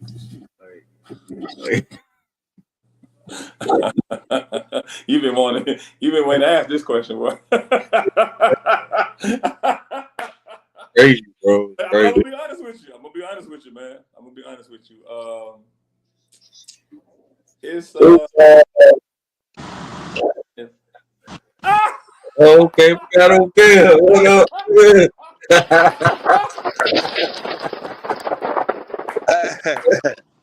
Hey, I thought I might have to scrap you off the list, man. Man, I'm talking about, I just. You can hear me? Y'all can hear me? Yeah, Odell Jones. What up, bro? Hey, that's Nick. Yeah, that's Dick, man. Nick, what's good with you? Nick. Hey, Nick was. Man. Boy, y'all, you just made my day on this one. You just made my day, bro. I'm not even. I ain't gotta go into it, bro. Like you already know what I'm saying. Nick, I'm just not. Hold on, let me see. Y'all can hear me? Yeah. Yeah, well, we can hear you. Oh man, you threw one on me on this one, boy. That's bro, for sure. listen. Hey, JB, Nick was the first person I seen come dunk like Jordan, dog. I had never seen nobody fly in the lane like that and just dunk. Playing in a regular game. We was at the downtown rec. Dog. Yeah. I didn't know he had that in him, bro. I had never seen nobody do that while I was playing in the game. Well, you know, we was playing pickup. And when I tell you that man flew, it was down the free throw line, bro. In a real pickup game, bro. I had never seen that before. Bro, let me tell you something, man. Yeah. Odell, but what's up, Odell was you still in Indiana? One of the guys used to always stay in my ear. Like, bro, I can't believe you this good, bro. You this good, bro. Used to be like, he killing, bro. Like, every time they be like, Odell, you got to guard Nick. He was like, for what? What I'm finna do? I ain't gonna do no more fouling. You see what I'm saying? Like, bro, the man too good, bro. Like, that man different, bro. Like, the man is, like, this is him saying this to me as a youngster, bro. He remember when I played for Lona Doom, bro. He remember I'm dropping 40 when I was playing for Lona Doom as a kid. You see what I'm saying? He remember that. That man stayed in my ear, bro. It's the funniest thing, bro. The man stayed in my ear the whole time. The whole time. Every time he saw me, bro. Like, bro, dog, you the baddest thing I see over him, bro. Like, bro, you different, bro. Like, you different, bro. Bro, you get in and do your thing, and you can shoot, and then you do one move, bro. You dunking on everybody, bro. Like, this is how this man used to talk, bro. It's good to see you. It's good to see you, too. You still in Indiana? Yeah. I ain't going nowhere, man. I remember when you told me, what's the name brought you up there? Keys brought you up there. Yep. He brought me up here, man. It was just a conversation that we had, and I thought it made sense. You know what I mean? So, what I realized was I wanted to make sure that I took advantage of the opportunity. You know what I mean? I wanted to make sure that I involved in that space. Because I paid attention to other people. And I've seen people who made it in that space that Marquise has made it. And then what happened was I seen that I felt like they didn't take advantage of it the way they should have. You know what I mean? And I was seeing, and like I say, I won't mention no names based off of their scenarios. But we've had this conversation privately. Like other players who made it to the league, like I think Mark, he was probably in college at this time. And they was telling me if this happens, you take advantage of the opportunity. You know what I mean? If you get an opportunity, take advantage of it. You know what I mean? So but I had obligations too down in Orlando. So that's why I would never leave or whatever. So I thank him because the opportunity itself is hard to come by, but it's even harder to take advantage of it. Sometimes you can get caught up in the limelight. You can get caught up in the environment and just knowing these certain people and hanging out with these certain things and driving these expensive cars. And I remember one time, man, me and Marquise, we were doing something, and I had to drive his Rolls Royce. At that time, he had a Phantom. So I'm like, okay, well, I'm going to just, he's in my car. So I'm like, all right, we're just going to probably just, link up. And you get your car because it's a $500,000 car. And then I'm going to get my car. Right. You know what I'm saying? I'm in the Impala. And then you just go ahead and go from there. So, we driving, all right, bro, like, give me the keys. And he was like, nah, I'll see you at the house. I was like, no, you're not. Go see me at the house. What you gonna do? You gotta get the keys. Hey, I'll see you at the house, bro. So just I think you told me this story. Right. So just that idea, that conversation of like understanding that space, man. And I just always kept the naysayers out. It's definitely a lot of people I still don't talk to right now because they would try to turn me and him against each other. You know what I mean? But I just really never entertained it. And I think I really was just focused on taking advantage of the opportunity. You know what I mean? And I realized it's one of them damn if you do, damn if you don't type things. You know what I mean? Right. So if me and him have an issue, nobody will never know. Now you can assume. Sometimes people assume shit just to try to get something out of you to see if it's the truth. I'm okay with anybody running with the narrative. Like I'm fine with that. Like I'm good. I'm talking about like forget y'all. And that's exactly where it's at. So it's like I even had people say like, I know I ain't seen you with him in a long time. I said, because we grown, we got kids. Right. We're grown. I see him when I see him. Same thing. I see him when I see him. When we free, we'll chop it up. Other than that, like man, I'm focused on this vision that I have. So it's like I've seen a lot of people try to do that, man. I'm like, man, like y'all really. When I was down there, it was a problem because I wasn't up there. Now when I'm up there, it's like I thought it would be this and that. I'm like, it ain't for y'all to know what's going on. Right. Know that your boy good. And I used to always say your boy good. I'm good. I know. I remember you told me you got your wife and kids up there or something, right? Then you end up getting married up there? Mm-hmm. Yep. Yeah. We talked one time. It's been a long time though. It's been a minute, man. That's why when I saw you, man, it just Brett, Brett, let me tell you something, Brett. Odell was the guy since I was probably 11, 12? Mm-hmm. Was like he was like, man, I ain't never. He said it's unreal how good this dude is. He said, man, he a kid, he killing like that. So when I got about 15, 16, then I got to this height. When I got to 65, it was like, he was like, boy, it's a wrap. Oh, it's a wrap. Oh, it's a wrap. He was like, well, I ain't never seen nobody do what you doing and being at that size. So when people say that I idolize my own way, like Gerald said, Jason said, it makes sense. But that's why I idolize him. That's why that kind of skill set that I had was 100% mimic after Penny and Grant Hill. Those were my two favorite players growing up. Right, and they were doing their thing at that time. Mm-hmm. That's why I got the first step from Grant Hill. I was like, "Dang, you got a quick first step. How can I get a quick first step?" And I started doing those little steps. Remember them shoes that used to play defense on at the jump? Them step shoes, the white and red one with the Right. little boots on the front. Yeah, I had a Right. pair. Right. Right. Yeah, I had a I pair. remember I could see you walking the downtown wreck with them on. Exactly. So Jay, that's I how. think you had a pair of those. Yeah, I still got a pair. I remember you. Yeah, man. Hey, look, Odell used to be hooping too, man. He used to be low key on me doing this hooping too, man. But he used to be the funniest Me thing for like ever. 4.5 years. Yeah. Man, it's good to hear. Man, Man, you I can't gotta do all tell that you. stuff, man. I heard about you, man. But I'm like, man, damn, what else I gotta do, bro? Yeah. Seeing it live, you know what Yeah. Yeah. Yeah, I, man. I I was still dealing with my homeboy JB. Like that was just so I never got a chance. But now I like you said, I had to change the code, all that. You heard me? I'm So Man, now I'm on Odell, the man. man. We This go man, out. listen. I don't even know how y'all did this, JB, man. I ain't even told nobody about this. I know Big Fish was knowing that I was gonna come on here. You know what I'm saying? But Mm. man, the fact that Odell on here, man, I'm telling y'all, man, You some know people them, don't you even know. know the bond that me and Odell got. See, some Yeah. people don't know because I ain't the person to speak on my private life like that. Right. Right. But some Right. people don't Right. even understand the bond that me and him have always had, man. Yeah. Yeah. It's Cool. crazy, Cool man. little young. It's crazy how me and JB, I didn't know he was that good till we went to play one-on-one. Me and JB. I heard a little bit about him, but Oh I my ain't know that God, I much know he about killed you. Oh my God, I know he killed you. him. No, yeah, listen. I was killing him too, but me sticking him, I had never like this nigga is.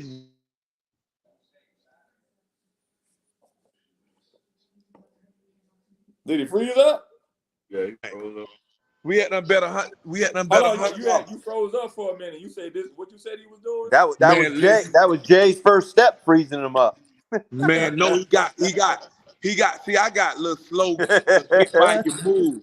Yeah, He had some stuff that I hadn't seen in a bro. That long man was time. I told him. I said, listen. I said he was the first NBA player I've seen that wasn't in the NBA. He Right. played like a NBA player.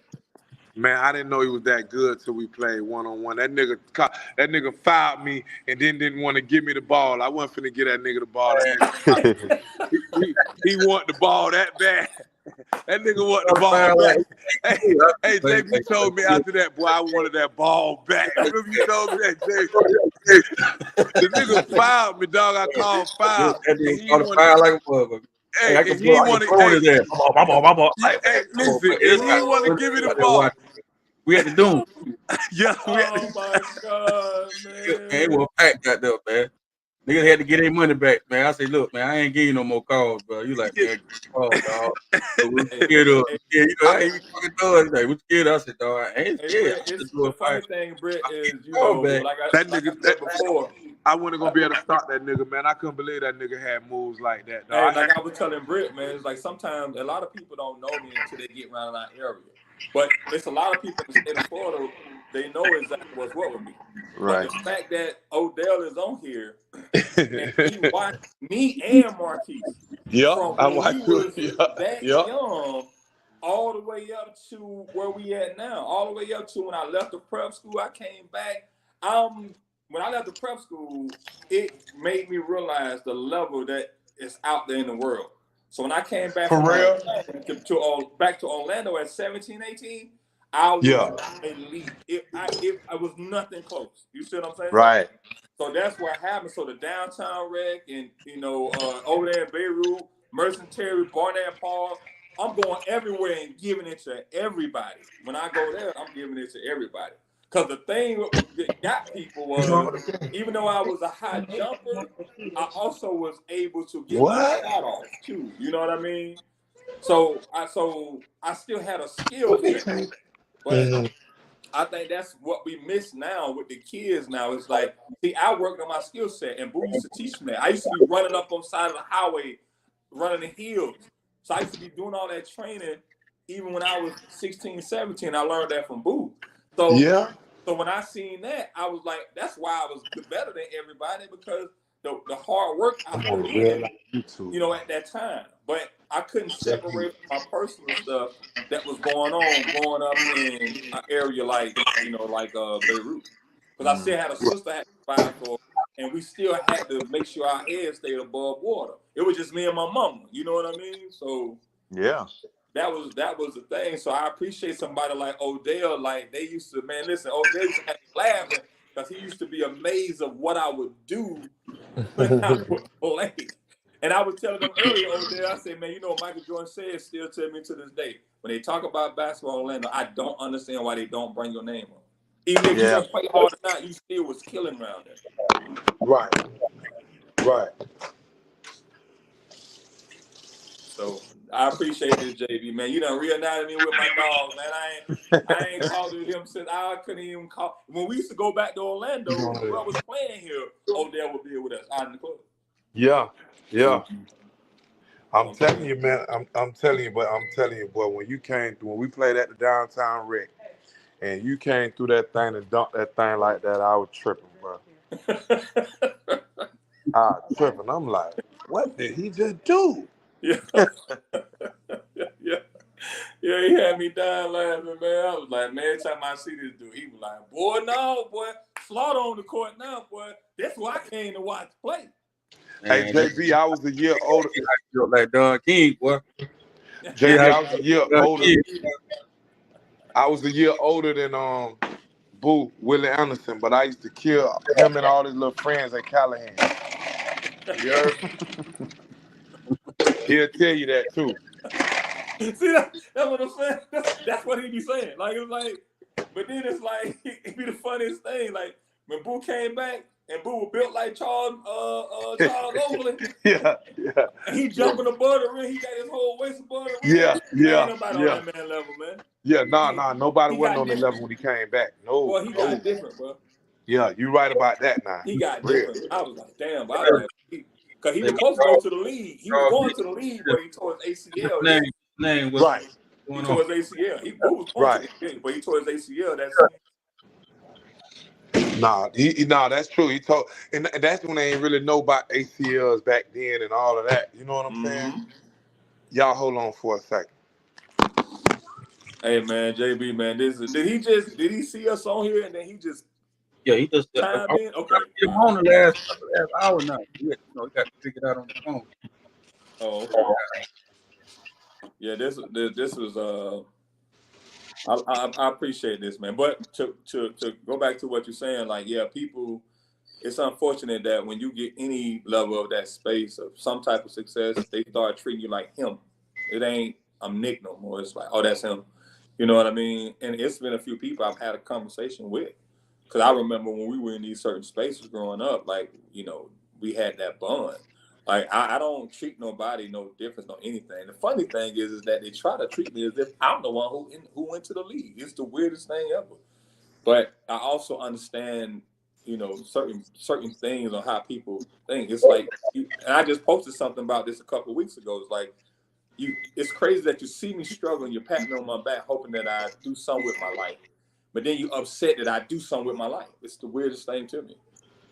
Yeah, so we have that expectation because, like I say, it made sense that you got something right there.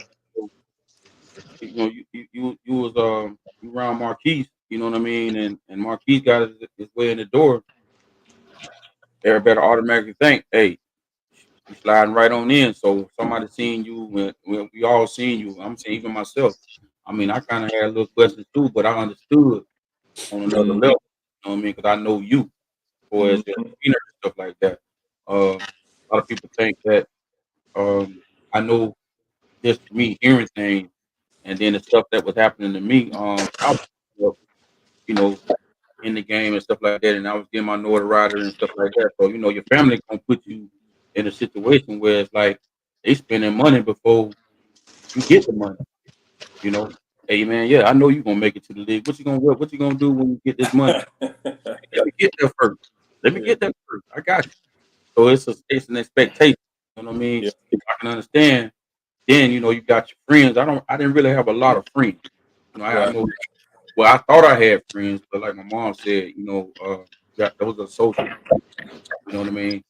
So it was always a situation where I had my guys that I was gonna be with, and they always, had that devil and that angel. You know what I'm saying? I had two devils because I had the devil going on in here and I had the devil sitting there. So this person over here, they ain't have a chance sometimes.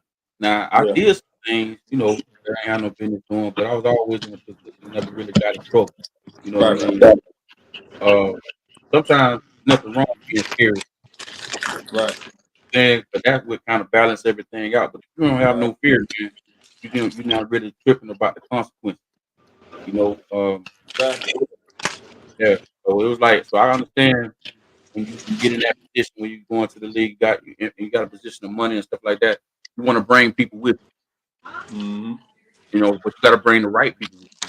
That's this is what we're doing right now. Like just saying the things you're saying and the choices you had to make. It was about responsibility. It wasn't about hanging on somebody's coattail, and that's what a lot of people talk. So I'm putting it out there. That's what a lot of people talk. Yeah, but see, but here's the thing. I knew. I mean, what you go ahead and finish what you're saying. Huh? I said that's what a lot of people talk. But see, here's the thing that what I came to the realization is that we've been close for a long time, and I also know that when I wasn't, I was still in Orlando. It was, he moved on and said forget me, right? And then now it's I'm here. It's like, oh, I wouldn't be in this space, because of him. But what people, and it's again, it's not for people to know. Like I'm fine with them thinking how they think. You know what I mean? But I know for a fact, like even right now, I stayed up here because I knew it was no going back to Orlando for me. I know that. So whatever I had to go through to balance out here, like I was fine with that, man. I think people tend to forget, man. I'm from Beirut. I'm from Paramount. I'll be all right. I figure it out. You know what I mean? And here's the thing. Here's the thing that's crazy. And people don't know this. Some people do know, but again, it doesn't matter because they still want to fuck him, right? The whole time he was playing here, I had a job. I ain't never had no job. I had my own income coming in, so I still was doing my thing. You see what I'm saying? I remember you used to post stuff, and I knew why you was posting. I knew why. So, A lot of people post to try to brag on what they're doing and what they got going on, but at the same time, again, we didn't know whatever issues y'all had and nothing like that because that's nobody's business. yeah, You know what I mean? And even if you had issues, it's still nobody's business. But when a person say, "Hey, man, what's going on with Nick, man?" I like, man, Nick up there in Indiana, man. Actually, I had got with him, man. We met at the bus stop. You know what I'm saying? The train station and at the everything. train station, right? Yeah, but yeah, I think I was coming from Des Moines. Yeah, I was coming from Des Moines on Greyhound. Yeah, exactly. He took it. Hey, man, I appreciate it. Took the time to stop. Probably about a good 15, 20 minutes. It was like a little 20, 30-minute layover, and a little bit, and then that was that. And But see, here's the thing. I'm gonna put you up on some real. This is your podcast. And This is I'm what we on here listening. for. And I'm listening to y'all. I'm just eating right now, so I'm off the thing. Okay, But I'm so listening.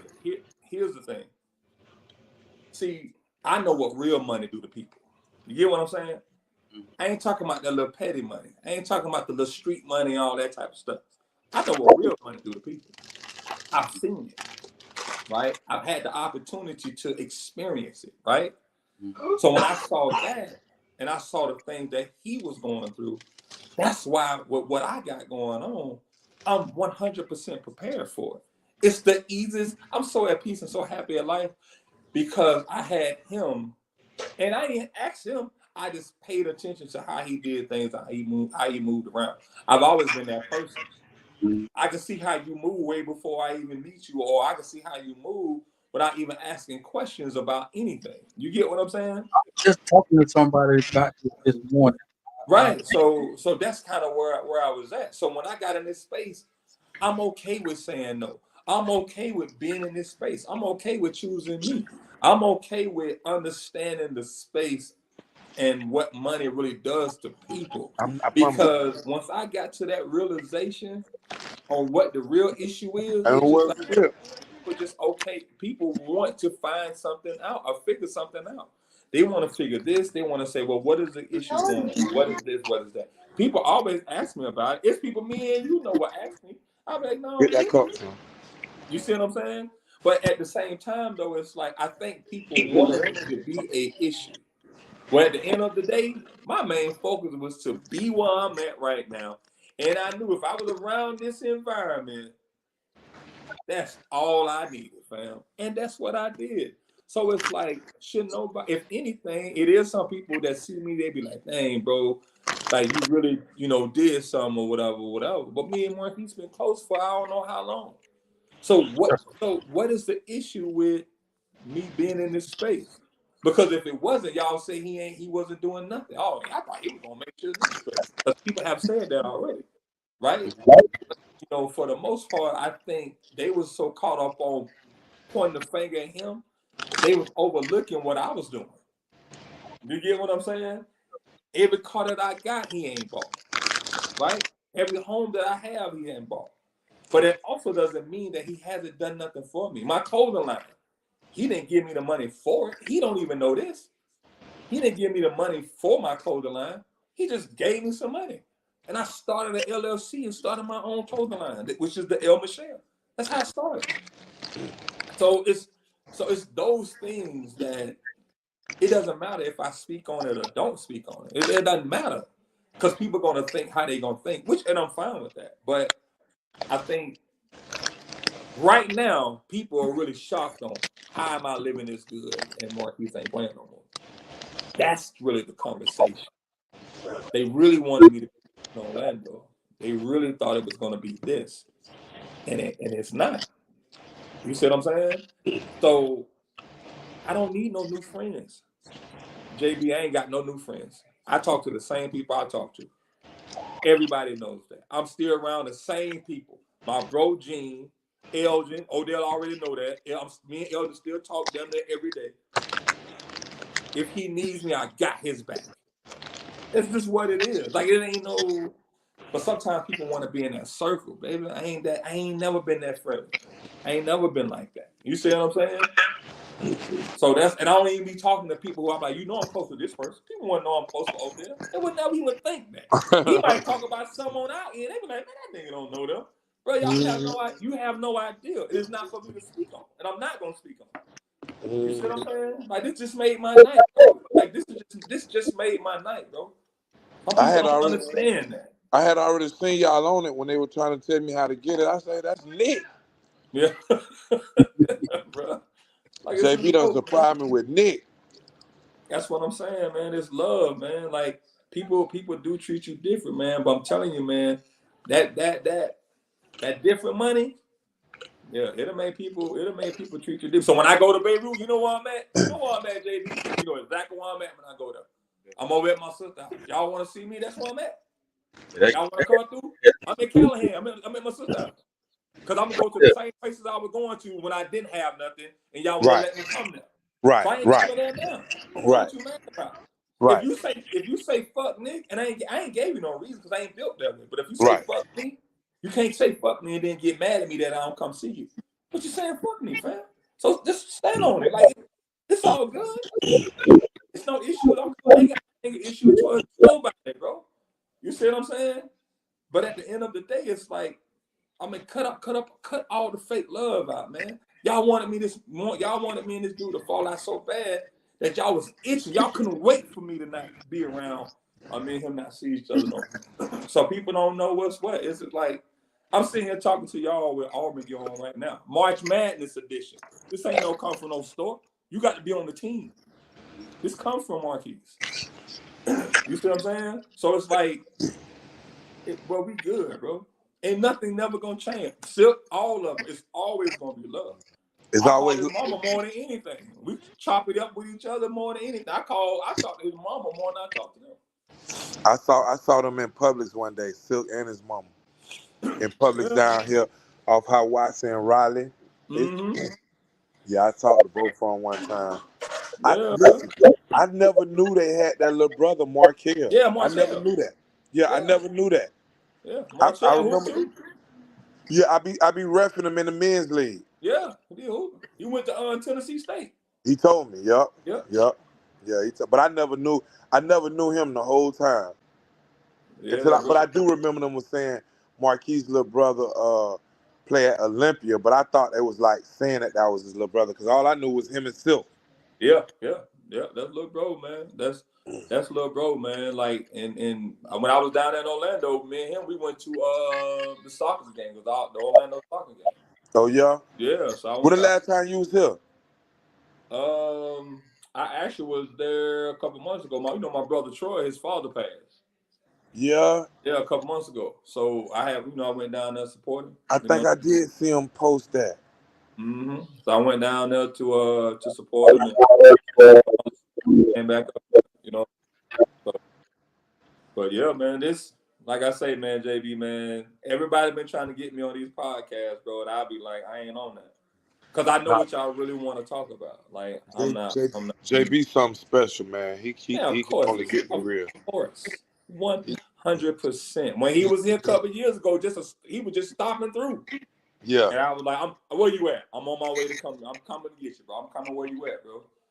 Like it's always been love. That's why I'm so grateful that he started this podcast so people can get the credit that they deserve, man. And because when they talk about basketball, they don't talk about the people itself. They don't even talk about Chuck. They don't talk about Marquis. You're right. They don't even talk about all these players that was really good. Some people don't remember Tony Atkins. Like they don't remember that.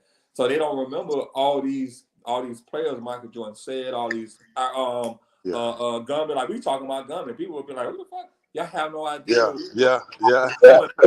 So it's like y'all don't understand how good it was. Lonnie, when Lonnie had the little situation, Lonnie was left hand Lonnie out there killing, bro. I told him I don't think he remember I don't think Gerald remember what's name, but a lot of people don't know that what brought me into basketball, the person who started me playing organized basketball is Cooler Ball. That's who started me. Cooler, yeah. From Beirut, Cooler. You know I know Cooler, yeah. Nobody knows he's the one that started me playing basketball. It My wasn't like cousin. my parents or anything like that. It was Cooler. He was the one who was like, nah, I'm going to take you to Coach Jeff and Coach Jesse. That's what he did.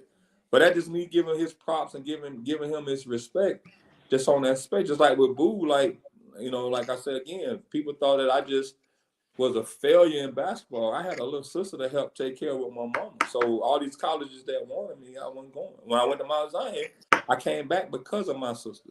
I didn't come back because it was like, oh, forget this and that. I just was making any excuses, which Marquis did not want. Because at that time, people were sending him money. He was like, man, I can make sure we good with the money we get. I said, I ain't come this far for that. I didn't come this far to struggle. But I don't have nobody in my ear letting me know the right things at that particular time. You know what I mean? All I know is I got a sister down here. My mom in a certain space, and somebody got to be there and be in that space. And I did. And that's why I said, man, that's why I'm so grateful to be in this position now. But I knew I was going to be good just based off of me putting everybody else first. So I don't trip off that. I didn't leave again because of my nephews and my sister. She needed help with my nephews in Callahan. So I stayed there. I did what I needed to do. While I'm staying there, I get a call from Marquis like, we finna go to Bahamas. Stay at the Paradise Island thing. I'm like, all right, then bet. Wait, I'm in Paramore, right? So I'm thinking like, okay, we finna take the trip. And go to Bahamas or whatever. I'm like, I don't know where airline we gonna be. We pull up to an area I ain't never seen before. Kind of find out we taking T-Mac jet to Bahamas. You understand what I'm saying? Like that's the space that we're in. This man helped me bury my mama. So it doesn't matter what nobody say to me. You get what I'm saying? Like that's the space that I'm at. But at the same time, me and his bond has not changed. Like I promise you, I don't promote it. When I go to Marquis' house, I don't post no pictures. I don't even post pictures with him. Right. That's my personal life. That's a part of my private life. You know what I mean? So I don't post no pictures or anything. So in their mind, they're like, I don't want to see this, that, and the third, whatever. You know what I mean? I might post every now and again like an Auburn symbol that when I'm there. But other than that, it's like, bro, ain't nothing changed, bro. Like it's.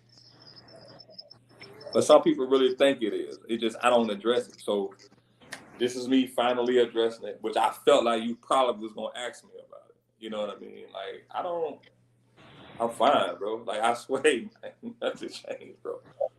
Like, and I'm not lying. I've always been honest, bro. It ain't like I'm on some shit. Then I get off here, I'm like, oh, fuck that nigga. Oh, he like, oh, fuck me. I'm like, nah, bro. I talked to them early today. Yeah. Yeah, ain't nothing. JB was how about Greedy called me through the messenger the other day. He called like he had never did that, dog. He just called because he want to know why I don't think LeBron the GOAT. I say, man, look here, man. Hold on, what's your take on that? Because let me tell you something. That's the same conversation with Johnny Benjamin. If anybody talk about in basketball and they put somebody else above Johnny Benjamin, ain't no conversation. No, my thing, nobody better than Mike, bro. Listen, I do got, but I ain't gonna lie to you, I do got LeBron #2 all time. You know what I'm saying?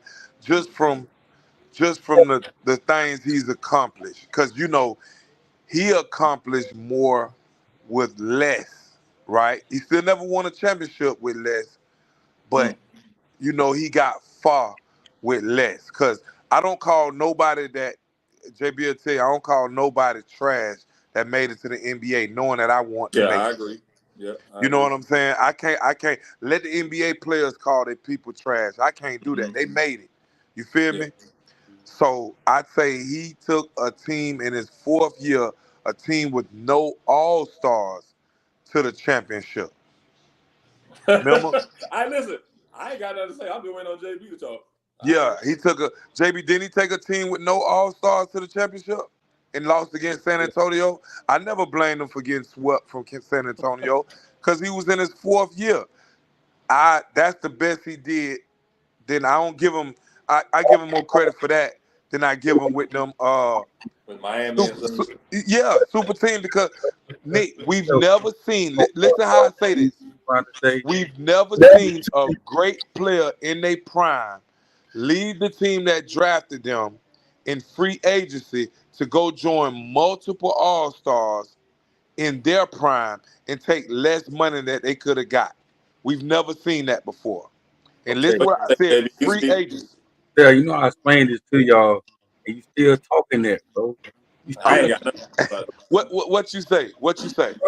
Okay, first of all, back in the days when Jordan got in the league, and that's before he got in the league, everybody was the CBA. It was about the CBA, bro. That's how he manipulated the CBA to be able to do that, to move like that. Because when them guys first came in the league, Bird, Magic, and all them guys, they stuck on a team for 7 years. Only way they can move is get traded. And then when they contract is up. So Jordan came into that. That's why he went through the same pain. What Detroit Pistons got? The Detroit Pistons. At the time, it was Boston and LA. They the one that saved the NBA because the NBA it wasn't no TV time. Everything was off tape. You know, tape pre-tape, and then they show it, and they had certain parts live. But JB, think about this. And please tell me, how did Kareem was able? How Magic was able to go to a team with Kareem and what's the Jamal Wilkes? What is? You know what I'm saying? How Bird was able to get to a Boston team that was already good? How? That was Red Auerbach, man. Huh? That was Red Auerbach, bro. Right, but I'm saying we've never seen. But I'm saying like they had an advantage. They was already getting on it. Usually when you're the #1 pick, you don't get on the team with no all-stars, right? Think about it. How he get with Kareem, the #1 pick? That was the setup too, bro. That's what I'm trying to tell you. So they was destined to be good from the jump. He had Kareem and all those guys. Kareem was almost on his way out. He only had about 2 or 3 more good years. So Kareem needed some help. And then they wound up had the #1 pick with James Worthy. The rich got richer. So then you already had Wilt. You already had Michael Poole. I already had then Dennis Scott, or not Dennis Scott, but then Scott what's his name? Byron Scott. Byron. Scott out But of I ain't even talking about the Michael Colorado. Thompson, the Them guys Byron. matured into their roles, bro. No, they did, but that's the role. We can go with Rick Fox and you know when Coben won. Remember they had good role players. Yeah. I'm not even talking about them. I'm talking about the rich getting richer. How Magic Johnson and Kareem get James Worthy, bro, with the I number one think, but you pick. know what too? Number one pick. I think there's one thing you're missing though. It's one thing One that that we just continue died. to miss. The one thing we continue to miss is that around that time,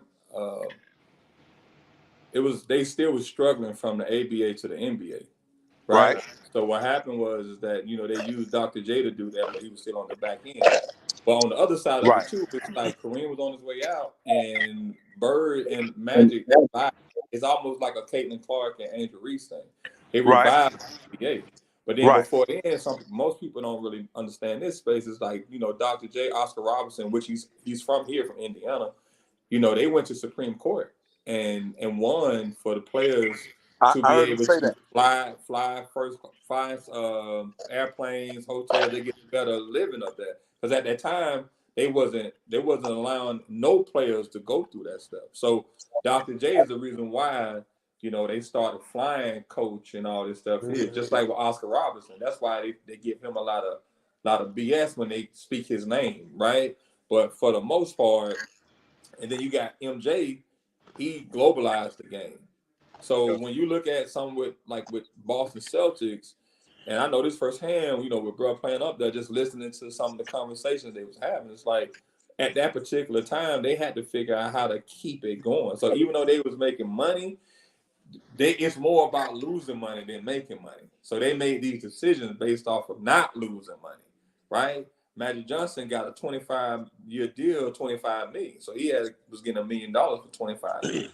So it just ended not too long ago. You feel what I'm saying? Yeah. So at that particular time, it wasn't really about, the number one players going to the average team. It was just about how can we stay afloat until the new bargaining agreement can come With certain talent. PBA to the NBA, because you got to transition that from that to that. So Actually, the ABA saved. yeah, that's what I'm saying. Yeah. Because the NBA they played more of a basic style. The ABA was they called that the circus league, because you had all these. There you go. That's why all this dunk contest, 3-point shot, all that. The 3-point shot was brought over to the NBA with the merger. I heard. Yeah, 100%. So that's why when we talk about, like I said again, I don't really have a conversation with the Jordan, the LeBron, this and that, the third. I don't really get into that. But I will these say, guys are legendary, man. but I I think will say, them on the show just have a debate. So I will say this. What I will say is that when you have, like I tell people all the time about Kobe. I don't really use Jordan and LeBron. I say I want y'all to understand something about a player like Kobe, right? I say it's 3 things I want to kind of really emphasize. It's like, one, if everybody say he played like MJ, the fact that he played like MJ and still got 5 rings. Even if you take Shaq off, he still got 2. Just playing like the person he think is the greatest player. Right. So y'all couldn't even stop him playing like MJ. Now you catch Kobe. Kobe came in with the afro when it was hand checking. So when they switched it over, that's why I'm like, that's why he can get 81. That's why he was scoring how he was scoring, because he come from hand checking era. So you mean to tell me I'm a bona fide scorer when I can play in the league where y'all ain't hand checking no more? Then the benefit of the refs is going to lean towards the offensive player. That's why you can score 81 points, right? And do it like he needed the 81 points. It wasn't like they was blowing them out. So when I look at that space, when they talk about the Jordan LeBron thing, I scratched them out. I said that today's era couldn't even deal with an Afro Kobe when he was with Adidas. I'm not even gonna say the 24. Right. So y'all don't even understand that space, right? Yeah. So when we talk about those two, that just whatever your opinion is. But the reason why I always put Kobe is him Jordan, Kobe, and, like I say, then LeBron, is just simply because, as I told people, if he didn't team up with the Miami thing, right, he would have did it. I would have 100% had him in that space, at least yeah, 1A, yeah, 1B. yeah. You see what I'm saying? Nah, for real. And See, that's JB, what I'm trying to no, say. Like, JB, bro, like, you listen. gotta understand that. Like, Yeah, you yeah, don't look at it from the basketball standpoint. When yeah, it wasn't no zone, when it was hand checking, when you can guide a person, it don't matter. yeah. You see what I'm saying? So once you get into that space and the fouls that y'all consider that are ejected, when you get fined at $500,000 was considered a normal foul, Right. right? So when you look at it from that standpoint, it's like that's why I always use Kobe as that. I'm like, y'all, when Kobe went on that 9-game, 40-some points, I remember. like, bro, like it's because he came from the old era of when it wasn't no hand checking, just like with a Kevin Durant. He was the last of the old era. When he came in, it just kind of like, we gonna swap out the rules a little bit. Like, we changed them, but we gonna keep them in a little bit if you a star. So it's like, y'all have to some people don't really understand just the basketball side of it. It's like, bro, I don't understand why they keep skipping over Kobe. I don't Nah, understand. I got you. Nah, I got That's you. why I would never skip over him. Yeah, nah, I got you. And I only do it only because, like I say, the stuff I done seen them do from not having really nothing to get far. Because remember, Kobe didn't get far without nothing. You heard me? No, yes, he did. That one championship, what was the first championship he won without Shaq them? Because Josh Power, me and him still close. We just sitting there jerking. That team they had Paul Gasol all was the them, All Matt Star. Barnes and all them and all that. Nah, Matt that first one. Matt Barnes ain't win no championship with Kobe. But listen, what I'm saying to you is that they had two teams, and both the teams weren't really that good until the second one when he got Ron Artest. That first one when he had like what's the dude who married Monica? What's the dude name? Brown. Yeah, like when they had that Shannon Brown, when they had that little my boy Josh Power and those players, when they had those players, and Andrew Bottom was the big man, like Nah, nah, you right, because they shouldn't have beat the Magic. Remember, if it's Magic no would way possible. I if swear to Magic God, if they should Magic not. would have won that first game, I believe they would have. That's what I'm Because saying. that mentally messed them up. I think you get what 100. I'm saying. So that's like when Shaq them went against Houston. Now, remember when Nick missed them 4 free throws? Uh-huh. He just messed it up from you know And what I'm Magic saying? ain't bounced back ever since. Right. But I'm just saying, like, remember we had that first game Yeah, until he missed all them free throws. yeah, So that was just mental. So I get what you're saying. I mean, like that first team that Kobe when he won that. But yeah, remember, he had just went and lost against Boston.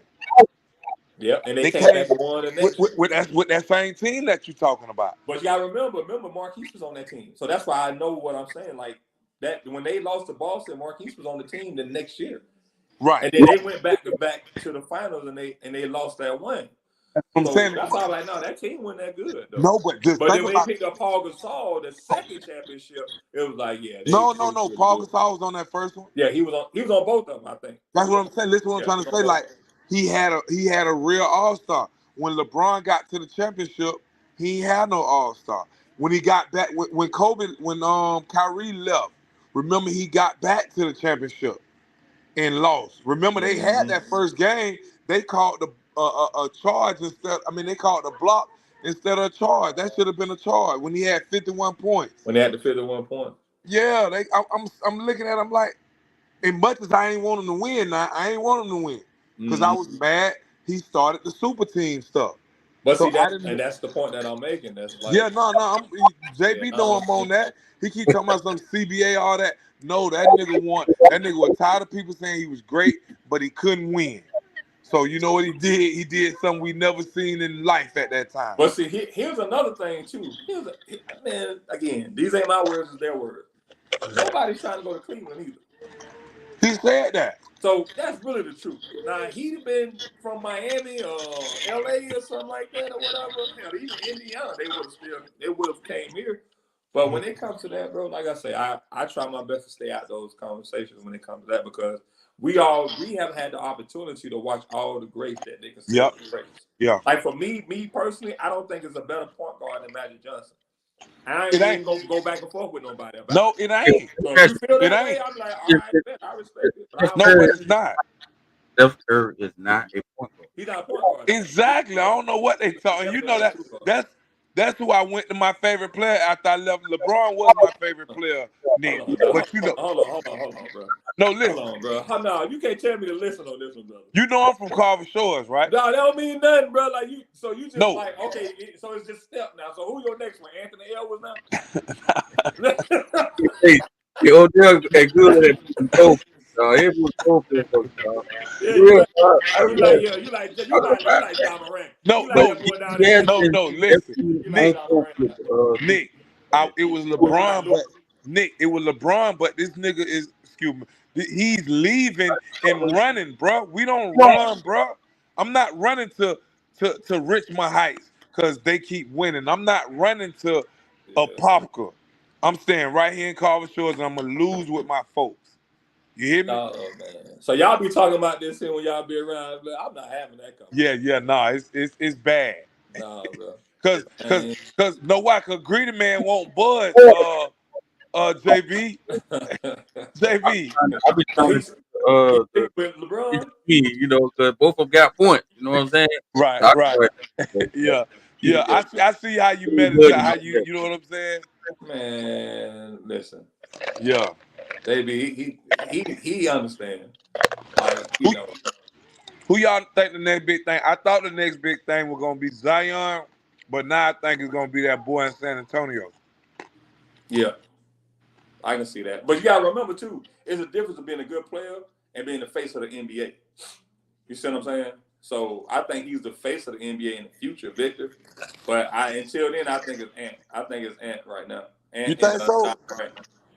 I don't really think so. I think that the potential that boy in San Antonio got, imagine that the potential that he got. Yeah, but I don't think right now though. I don't think it's gonna be right now though. You think Jaw lost his spot? Huh? That's over for Jaw? No, he ain't lost his spot. No. I'm sure he can't wait. He can't wait to play. He can't wait to play this year. I'm sure he probably can't wait to play this year. John Morant. Yeah, he can't. No. Oh, you know what? Played. He just ain't played. He was just, and to me, he was just like Ant. They just blew up for this little time. I need to see consistency. Now, I wouldn't say that because he ain't played though, bro. He went through that little BS and then. No. Listen, what I'm saying. But okay, but that's what I'm saying. He ain't played. That's. Now he'll be fine. I think he'll be fine. I think it's not a wave that they ride. But I really think they're gonna be fine. But I'm saying I haven't seen the consistency of greatness yet, like you did when you seen in Jordan, what you seen in LeBron. I haven't seen that. That's what I'm looking for. I don't put them on that pedestal like that, anyways. Though I like what he did. I like what he did at Minnesota in the playoff. So you can't take that away from the team that he did. Yeah, I don't think he's on that space. But it's a difference being good and being a face. NBA and the NBA now. Huh? Think about his take, saying that the guys wasn't, for us, wasn't that good. They wasn't that skilled. I mean, some people just say the craziest things, man. I don't understand. It's for real. They do, JB. But you got to think about this too, though. But here's the real deal, though. I don't think it's really that. What I really think it is, let's just say, for instance, with us, we know the history. See, they don't care to know the history. Right. And they got YouTube. Right. They got all these things where you can look exactly and see what's what. See, the difference with MJ, the reason why people our age and older would like say a MJ or whatever, and then people older than us would say a Dr. J, because they actually experienced that, right? They experienced all that stuff. So when you sit here and say, like, if I can take, and again, because the rules are different, if right now I know this for a fact, they are catering to the offensive players, right? And it was a time in the NBA you had to learn how to score off of 2 dribbles.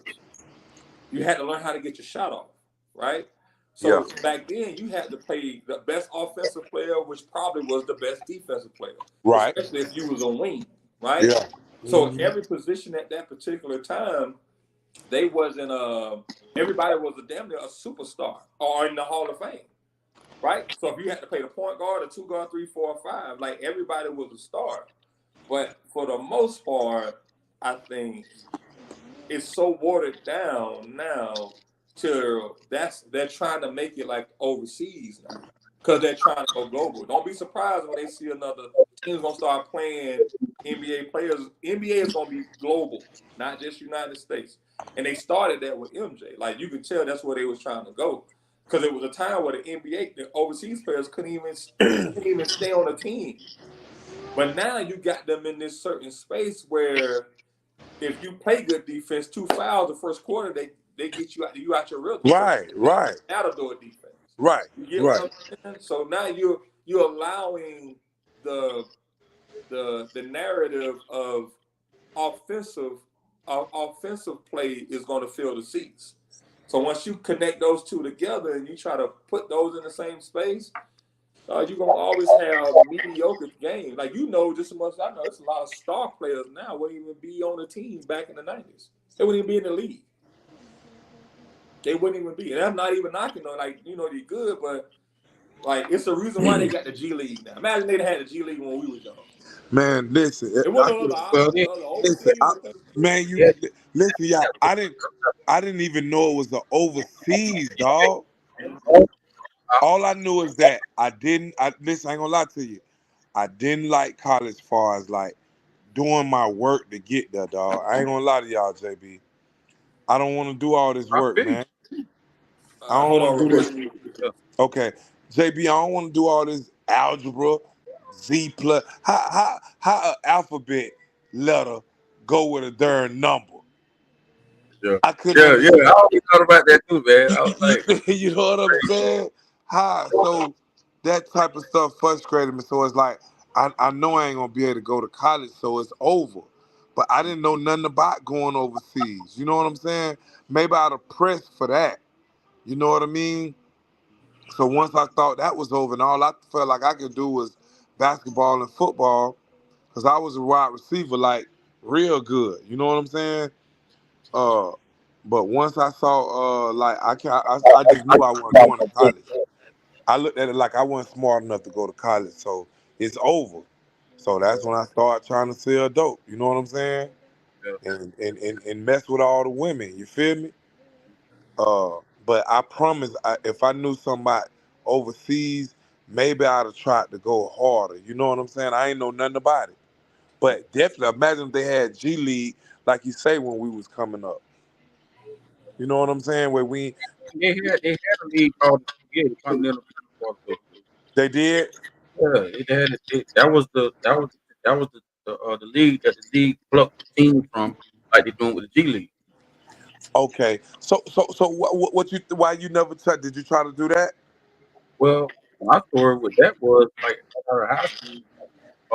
I decided, went to junior college and everything, but Hmm. I had issues. I had one issue that I was like one credit away from graduating, right? Uh So huh. instead of coming back to get that credit, I decided to go ahead and go to Brevard Community College. Actually, I supposed to went to Polk Community College at with Josh Giles. Okay. Remember Josh Giles over at Polk Community College? Yeah. Yeah, Uh, yeah, over at Polk Community College. Josh uh, Giles. yeah, I know you're talking about. So it was already paid for me to go there because he's sending everybody D1. You know what I'm saying? So at the time, I was getting letters from USC when I got to college because he already put it in play. Josh Giles put it in play. You know what I'm saying, for me to get it right. But Don Smith over at Brevard knew him too. So all those guys know each other. So I Mm-hmm. have a GED and everything like that. And so I come back to the States after I had went overseas and everything. So I'm coming back riding through and everything like that. I see Coach Howard at Jones. I was like, okay, Coach Howard at Jones. All right, cool. So he said, man, come through because he wanted me to talk to Angelo. He wanted me to Mm-hmm. get Angelo, right? Okay. Get whatever. So I go in there, I rolled by and I seen him coming out the little thing, weight room. So I stopped, parked up, and so I met Angelo and I met the guys, and he was like, hey, this is what I was telling y'all about this all this time. You know, this guy here, you know, right? I was like, okay, shook everybody hand. Next thing you know, everybody left, right? The coach was just looking at me. He said, hey, man, I got something to tell you. And I was like, what's up, coach? Hey, man, I know you probably going to get upset. So I was like, man, just go on and say it. He said, man, I was going to enter you in the draft just because of the fact that I had that issue. Yeah. And I looked at him, man, and I was like, you know how you just look at somebody, man, your mama look at you with disappointment. So I looked at him and I said, why you didn't do it? He said, I thought he thought he didn't have the authority to do that. I say, man, you was more close of a daddy than me, than my real dad. You know what I'm Right. saying? My mama gave you the blessing. You know what I'm saying? She got me. I said, Yeah. you know about that? Like, yeah, but this, that. So I'm like, man, even if I wouldn't have made it, it would Right. have put a light. It would have put a light on me. It would have put a Right. light on the window. Right. It would have been bigger than me. You know what I'm Right, saying? Right. right, Right. right. Because that's what situation should have happened for Johnny. Johnny should have Mm. gone straight to the league. Oh, right. Man, Right. Right. going to Auburn because they, at the same time they always say, and it's just what it is. If you're gonna be a knucklehead, be a rich knucklehead. Real talk. How Yeah, was it? You know, I heard the yeah. stories, JB, but because I never got to see him play, growing up. How, like, he really could play, man? And listen, JB? hey, go ahead and repeat the service, bro. Repeat the sermon, baby. Hey, he number one. He number one. I ain't seen nobody like him, bro. Nobody. Yeah. Yeah. He averaged what 50? He averaged 51. I looked him up, y'all. They told me like he averaged, you know what I'm saying? But then somebody say, but he was at like a little private school or something when he averaged that. And he You know was what I'm saying? but see that's the unfortunate thing, man. He He was at the private school, but was out. he was killing everywhere though. See, this is the thing that I think people don't want to give him credit for. He destroyed Under the Whistle, Lana Doone, Yeah. Jones. Yeah. It could be the prep school. He could you can be the upcoming star, you can be the hood star, Yeah. and again, we know what JB is doing right now. I'm not gonna bring up the past. You understand why I'm saying what I'm saying. So he wasn't even healthy. He was cut. He was Right. strong. Yeah. He didn't work out like that. It was just natural, right? Right. So even up until that point, I had never seen him fall off. See, that's the thing that I think most people understand. I done seen him beat everybody on one-on-one. I Yeah. done seen him destroy everybody. When I say destroy everybody, I mean destroy everybody. Now, that's the difference of, like you say, you have never seen him play before. I'm telling you, I reached out to a few people already, and I was just like, man, I think that he deserves a 30 for 30 on ESPN. Wow. Somebody got to get the story in. I was Because I think it'll be the perfect example of Yeah. 30 for 30. Now JB, I did finally see him in at Beirut, but you know how it was. I mean, I finally got to see him play at Lana Doone, but he's old. But I seen him still, like, I seen how he could jump, and he old. You know what I'm saying? Like, I could tell, like, you know how you see a woman when she older, you like, But she was cold back in the day. yeah. I Yeah. seen like something like that. You know what I'm saying? In his game. So now, like, that's probably what they talking about. Man, listen, You know what I'm saying? I ain't seen nothing like it. Listen, I'm Right. telling you, bro. Like, and then me growing up in Beirut, it's like I saw it a lot because the mama she still stayed on Citrus Street.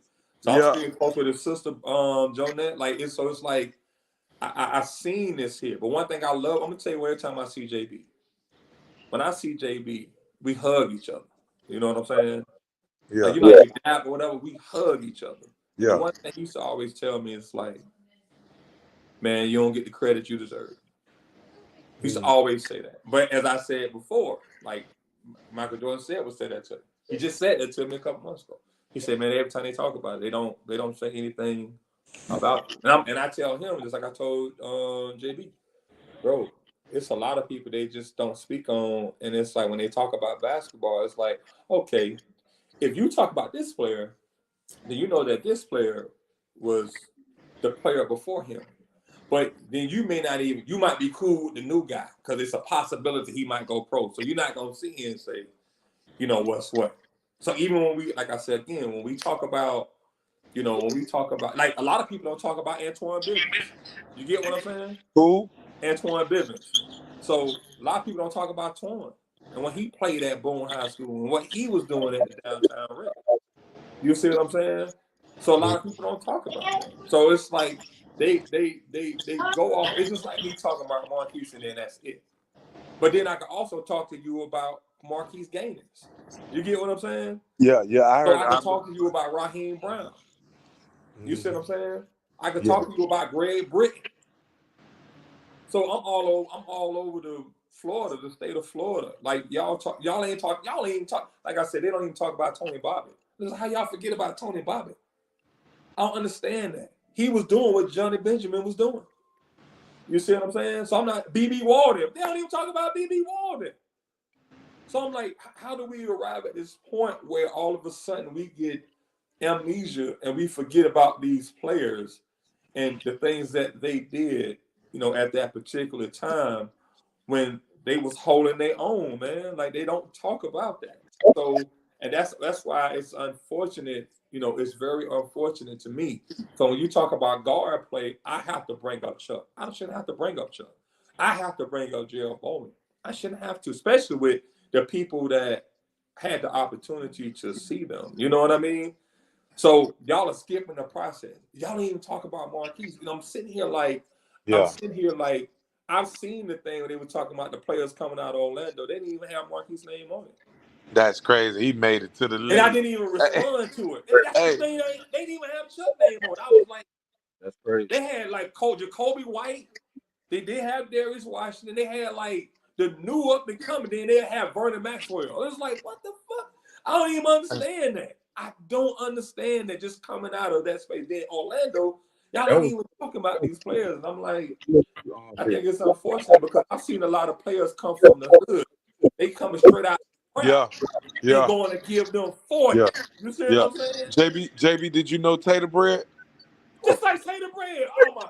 Tater Bread. I used to hear about him. No, listen. I used to hear about him. Tater Bread and my Uncle Thin Man. My Uncle hear about Tater Bread. He was real cool. You know my Iron Man. You see what I'm saying? Right. So that's how I know Tater based off of my Uncle Thin Man. So that's what I'm saying. They forget about Tater Bread. Yeah, I used to hear. How is that possible? Yeah, I used to hear about Tater Bread. How's that possible? What he used to do, JB? Big foot and can fly. Yeah. Jump shot, deep, all that. I mean, just had to. He did used to shoot that because I don't play with these people at the park. But I always hear like how they was in school or back. You know what I'm saying? Real back then as teenagers. You know what I'm saying? Mm-hmm. I said this the one that just didn't bring up. You brought up Tony Atkins. You didn't bring up Eric Atkins. Even Eric Atkins. You see, I think that's the one I went to Jones with.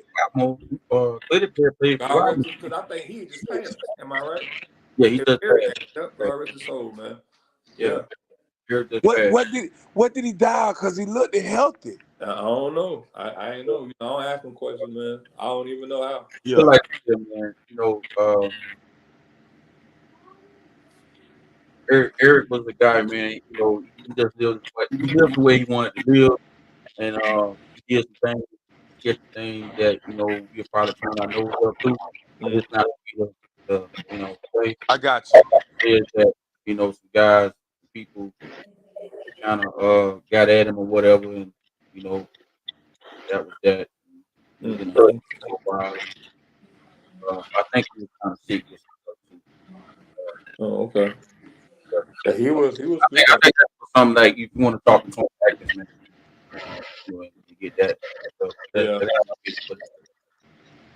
Yeah, he was cold, man. I heard, like I said again, growing up in Beirut, I had the opportunity to see them play on that basketball court, even just going down, the Lawn of Doom or whatever, just seeing, how they would do things down there, man. So, like I said, I think it's very important that we continue the history of sports in Orlando, because Straight up.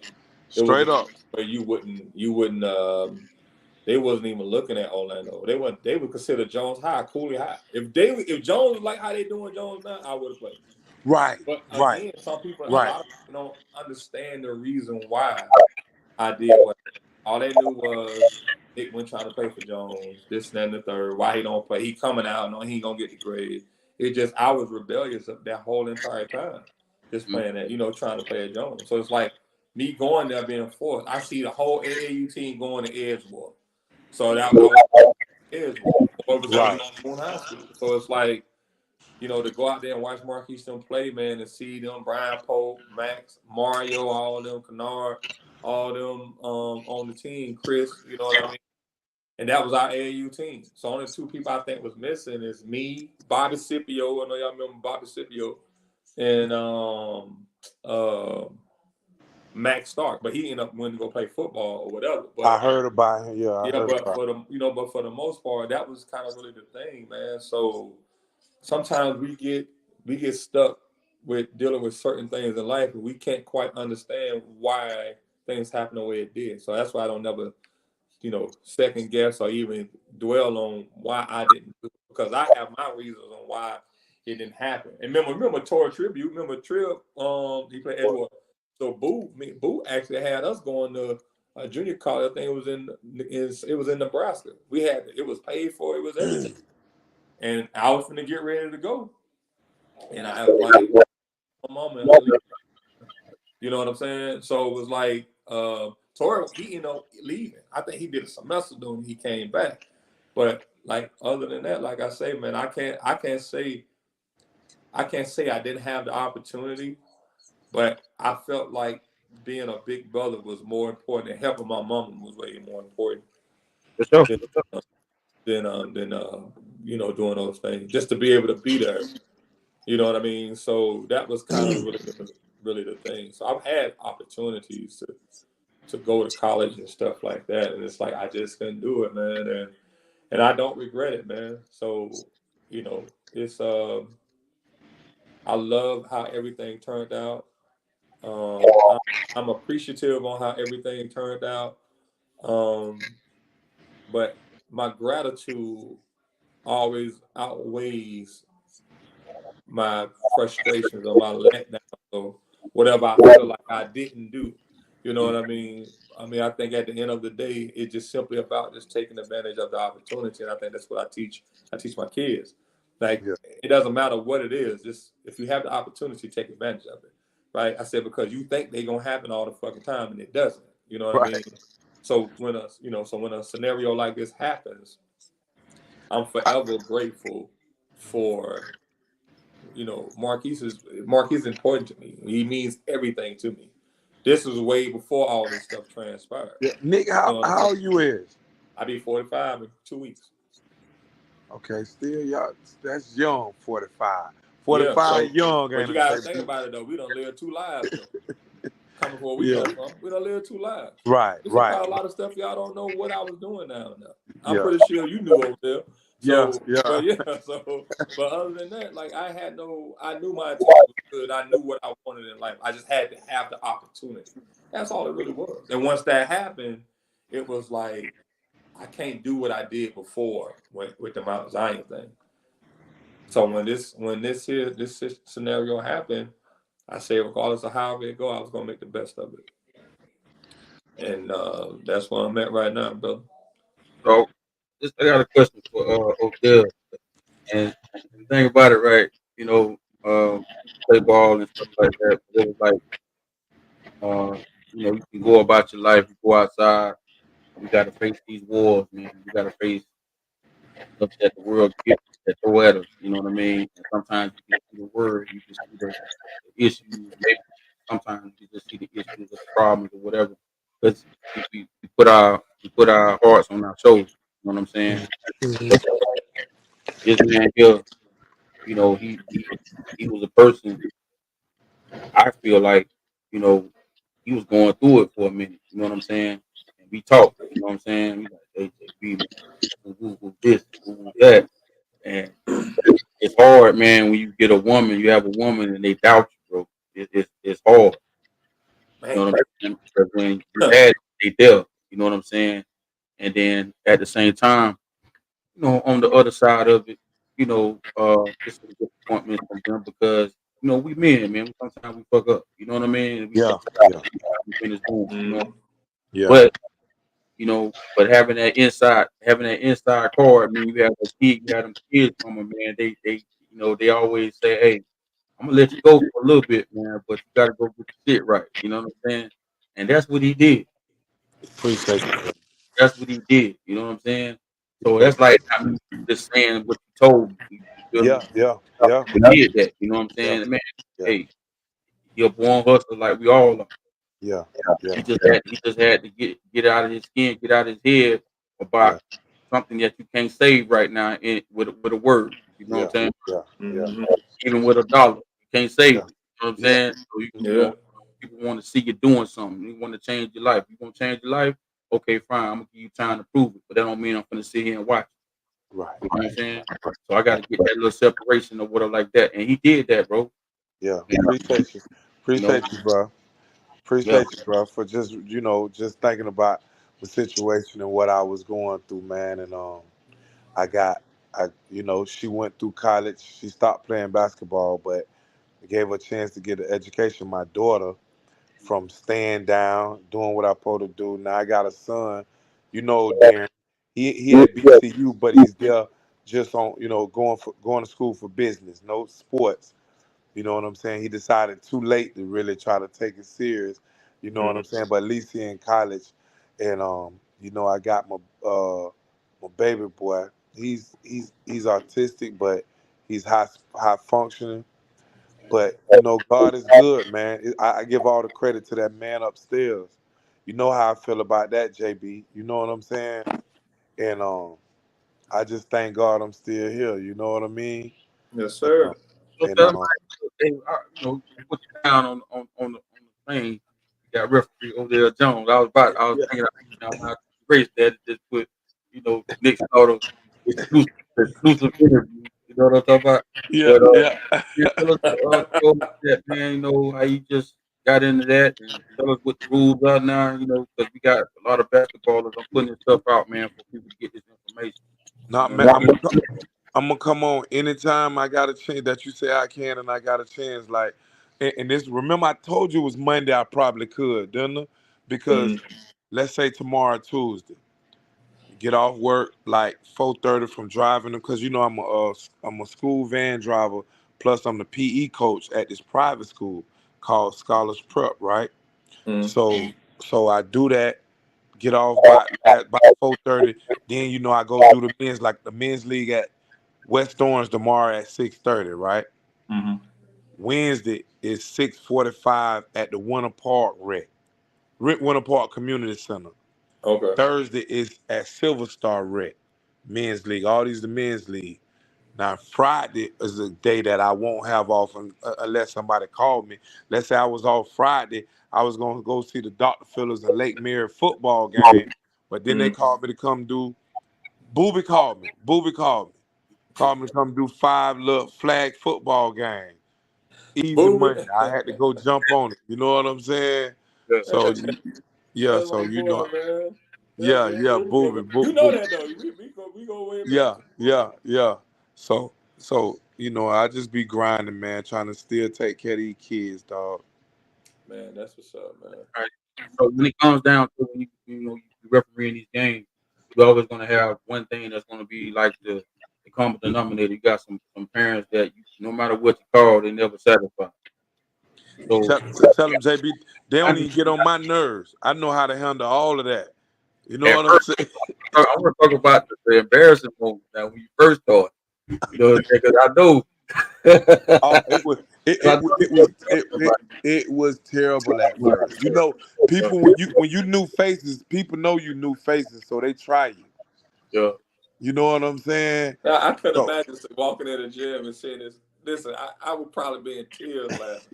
if I saw this man referee, I Marquise don't know does. he's referee. Marquise does I seen it. would have stopped the whole game, bro. It's no way. I'm like, this gotta be a joke, man. What you doing, man? Y'all stop the game, bro. Like y'all must be short staffed or something, bro. Y'all pulled him out the crowd, bro. Right, I think no, Martell man. told me that. I think Martell said you asked him, you came up to him and talking to him. Yeah, cause I me and want him to say had that. done got in it. I want to say that. And what's his name told me who he was, Yeah. and then they told JT told me told him who I was, and JT told me who he was. You know what I'm saying? I think he asked that. He was like, "Y'all know Yeah. somebody over there?" I was like, "What?" Yeah, do we? Yeah.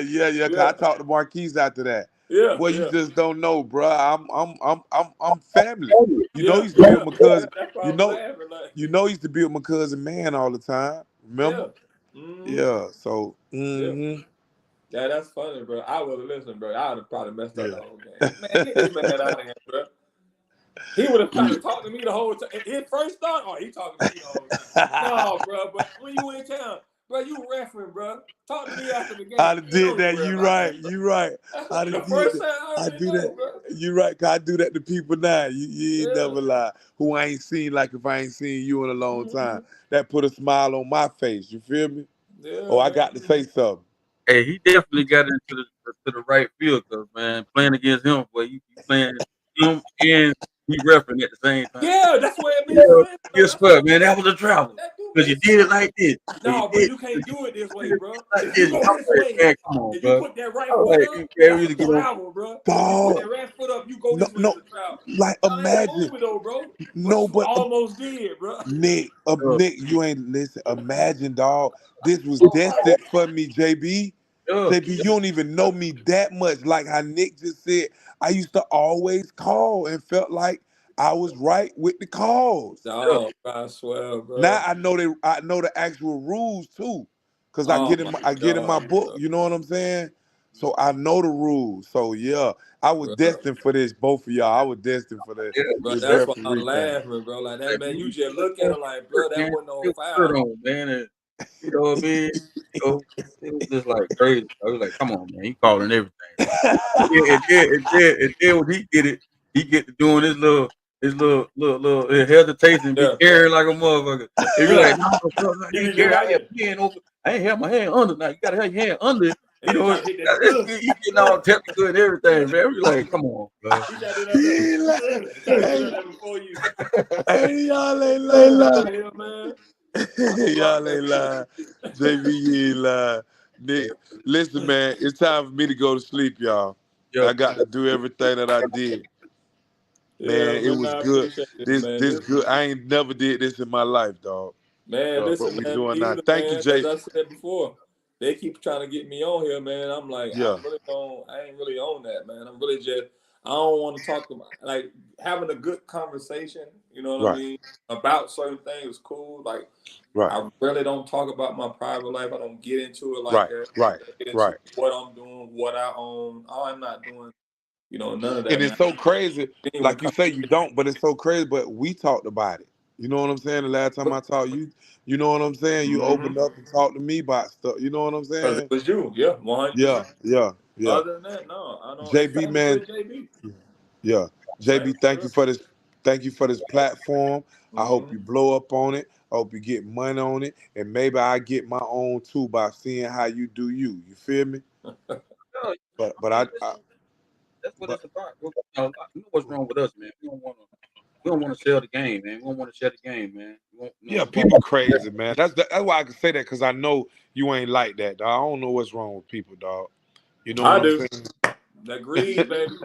that greed, right? When you get that another level of money, it's different. I'm telling you now. You listen. You told me that back then, but guess what?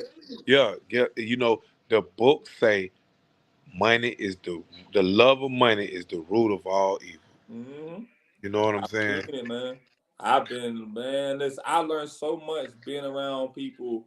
Yeah. You know what I'm saying, with money. Not even just, you know, money. I look at how they do. You told me. I'm telling you. We done talked about it. I saw it. I was like, if I get in that space, I know what to do.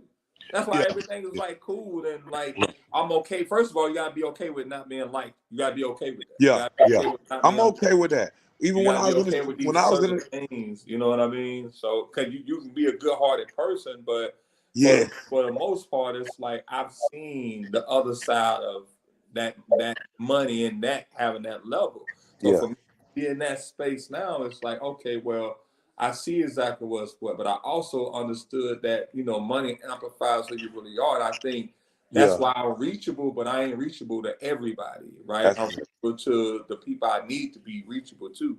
Other than that, I would have been messed up if I had not been around nobody who has that level of money or whatever. From okay. Marquise, Steven Jackson, Josh Howard, to all these other NBA players, I just call and just have a conversation with them about Right. just on some business stuff. Or they can be doing some stuff that they don't even know that they teaching me in something Yeah. that I'm dealing with from a personal standpoint. I'm seeing how they are maneuvering and how they're doing everything. So it's like, okay, then, well, if I get in this space, it's like basically I just, like you said, I was saying this years ago. I'm in this Yeah. space. I've been in this space financially for about 6-7 years now. And it's like I had already prepared myself for it. So now that I'm in this space, like it's like it seems like if anything, I'm more protective of my time more than Right. anything. I'm more appreciative. I like to just be around the people who got love for me. I swear that's it. Yeah. Like I just Yeah. people who love me, who got love, and that's on people I Right. Right. gravitate. Right. Right. Nick, how y'all got in touch? How you got in touch with him on JB? Facebook. Going on Facebook. Yeah, we chop it up. Cause I like cigars. He likes cigars too. So we'll chop it up about cigars and stuff like that. Um, so yeah, he had reached out to me about doing it, and I was kind of hesitant at first because, like I say, I'm not really like a limelight person, so I just kind of try to stay out in the dark or whatever. You know what I mean? Right. But like I say, I might post something on Facebook or something like that, and then that's really about Okay. it. And then I'm off. What's up? Okay. Did you get Chuck on Saturday? No, I'm gonna get Chuck on probably this week because he'll be Okay. Definitely let me know because I come in on Chuck. We go back to Pine Hill Yeah, Boy Club. yeah, I do. Yeah, I remember He you went. saying. Yeah. I went to Southwest Boy Club. He went to Pine Hill Boy Yeah, Club. I got like I say, I got a lot of respect for, like I said, Chuck is the reason why I focused on, and I'm not even joking, man. Like, cause I reached out to him and told him, I said, man, I need a jersey from you so I can hang it up on my wall at the house. Right. And Right. I was like, all the stuff that I seen him go through, man, and to get that close to your dream and be denied that Right. many times, and Right. yet still have the perseverance to continue to Right. chase that vision of it. And then I remember him pulling up when he had the burgundy Bentley. I remember he pulled up in the little burgundy Bentley or North. I'll never forget it, man. And we were just, chopping it up at from the downtown wreck. I think he had just went to Detroit. And I was just like, man, like just seeing his work ethic and seeing what it was, like what he was doing and how he got to the door and yes, they'll push. And then I'm gonna say something else too. I was meaning to say it earlier. When it comes to Marquise, um, I admire him the same way that I admire Chuck when it comes from the sport Right. because people Right. forget that he was not called in the draft. I know. Remember, People I think they forget. had some. I think they had some downtown for him, thinking he Yeah, was gonna get drafted. yeah, and I wasn't able to be there at the time, but my sister was. Mm. You see what I'm saying? Yeah. So, See, I and I remember. Uh, my cousin Bam. bambooed them saying they was gonna have they were having some form. You know what I'm saying? Yeah, so they But didn't I call remember his he didn't. name. So listen, they Right. didn't call his name. Right at this time, he's doing these trials and stuff like that. Yeah. So at this time, I'm staying at my sister's house. I'm in Callahan. So he's talking to me about like these little these teams that he got to go out and try for or whatever. Yeah. So at Yeah. this time, he just run a car. We just riding around this and that, whatever. He's going to go do that, and he'll come back. Scoop me up, and we just go from there. And I remember him just like I say, he just was betting on himself. I remember like other players knew that he was supposed to got called in the draft. I remember, Melo was just talking about how he was killing them at Syracuse when Syracuse beat them by 3 before they won the championship. So like a person like Melo still chops it up with Keys about like, bro, we could not stop this man. 30 on them. So so when that scenario happened, it was like nothing happened. He didn't get no call, no this, that, no nothing. Then Dallas Maverick was the one who gave him an opportunity. Right. And so everything that he has, from the finances to whatever he's done, he really had to go out there and get it himself. Yeah. Yeah. You see what I'm saying? Yeah. So when I see what he was doing and how he was able to bet on himself, it kind of reminded me of the scenario, you know what I'm saying, with Chuck. But the difference was I saw the scenario with Marquise firsthand. Yeah, we best friends. We've always been around each other. So and you see how they made it. So how I'm gonna call somebody that made it to the league sorry when we know two people that went through the grind just to get there. And that's the unfortunate thing, though, because sometimes people don't want to understand. Because you know what it is? Some people don't understand because it kills them to see that person was sitting right next to you, talking about what they was going to do. Because you got to remember, Marquise joked around a lot. He was good, but he wasn't in the gym. He was playing video games. Right. Okay. He was a video game person. You know what I'm saying? Yeah. So, like, even when he played at Auburn, like he didn't start playing like that until his junior year. Okay. You know what I mean? So you had Chris and all the boys who was the first couple of years in Auburn. So, you know, everything that he got and the things that he's accomplished, he really had to get it from the muscle. Right. He really had to get it from the grind. He really had to just like, dang, I don't even know. No team didn't want me. So I got to go ahead and if I get an opportunity, I'm going to kill. Then he was dropping 40-some points a game at the summer league. I remember. That's what I'm saying. So it's like, so it's hard to sign him. So that's why I got so much love and respect for Mark Cuban. The Mark Cuban ain't gonna never do nothing wrong in my eyes.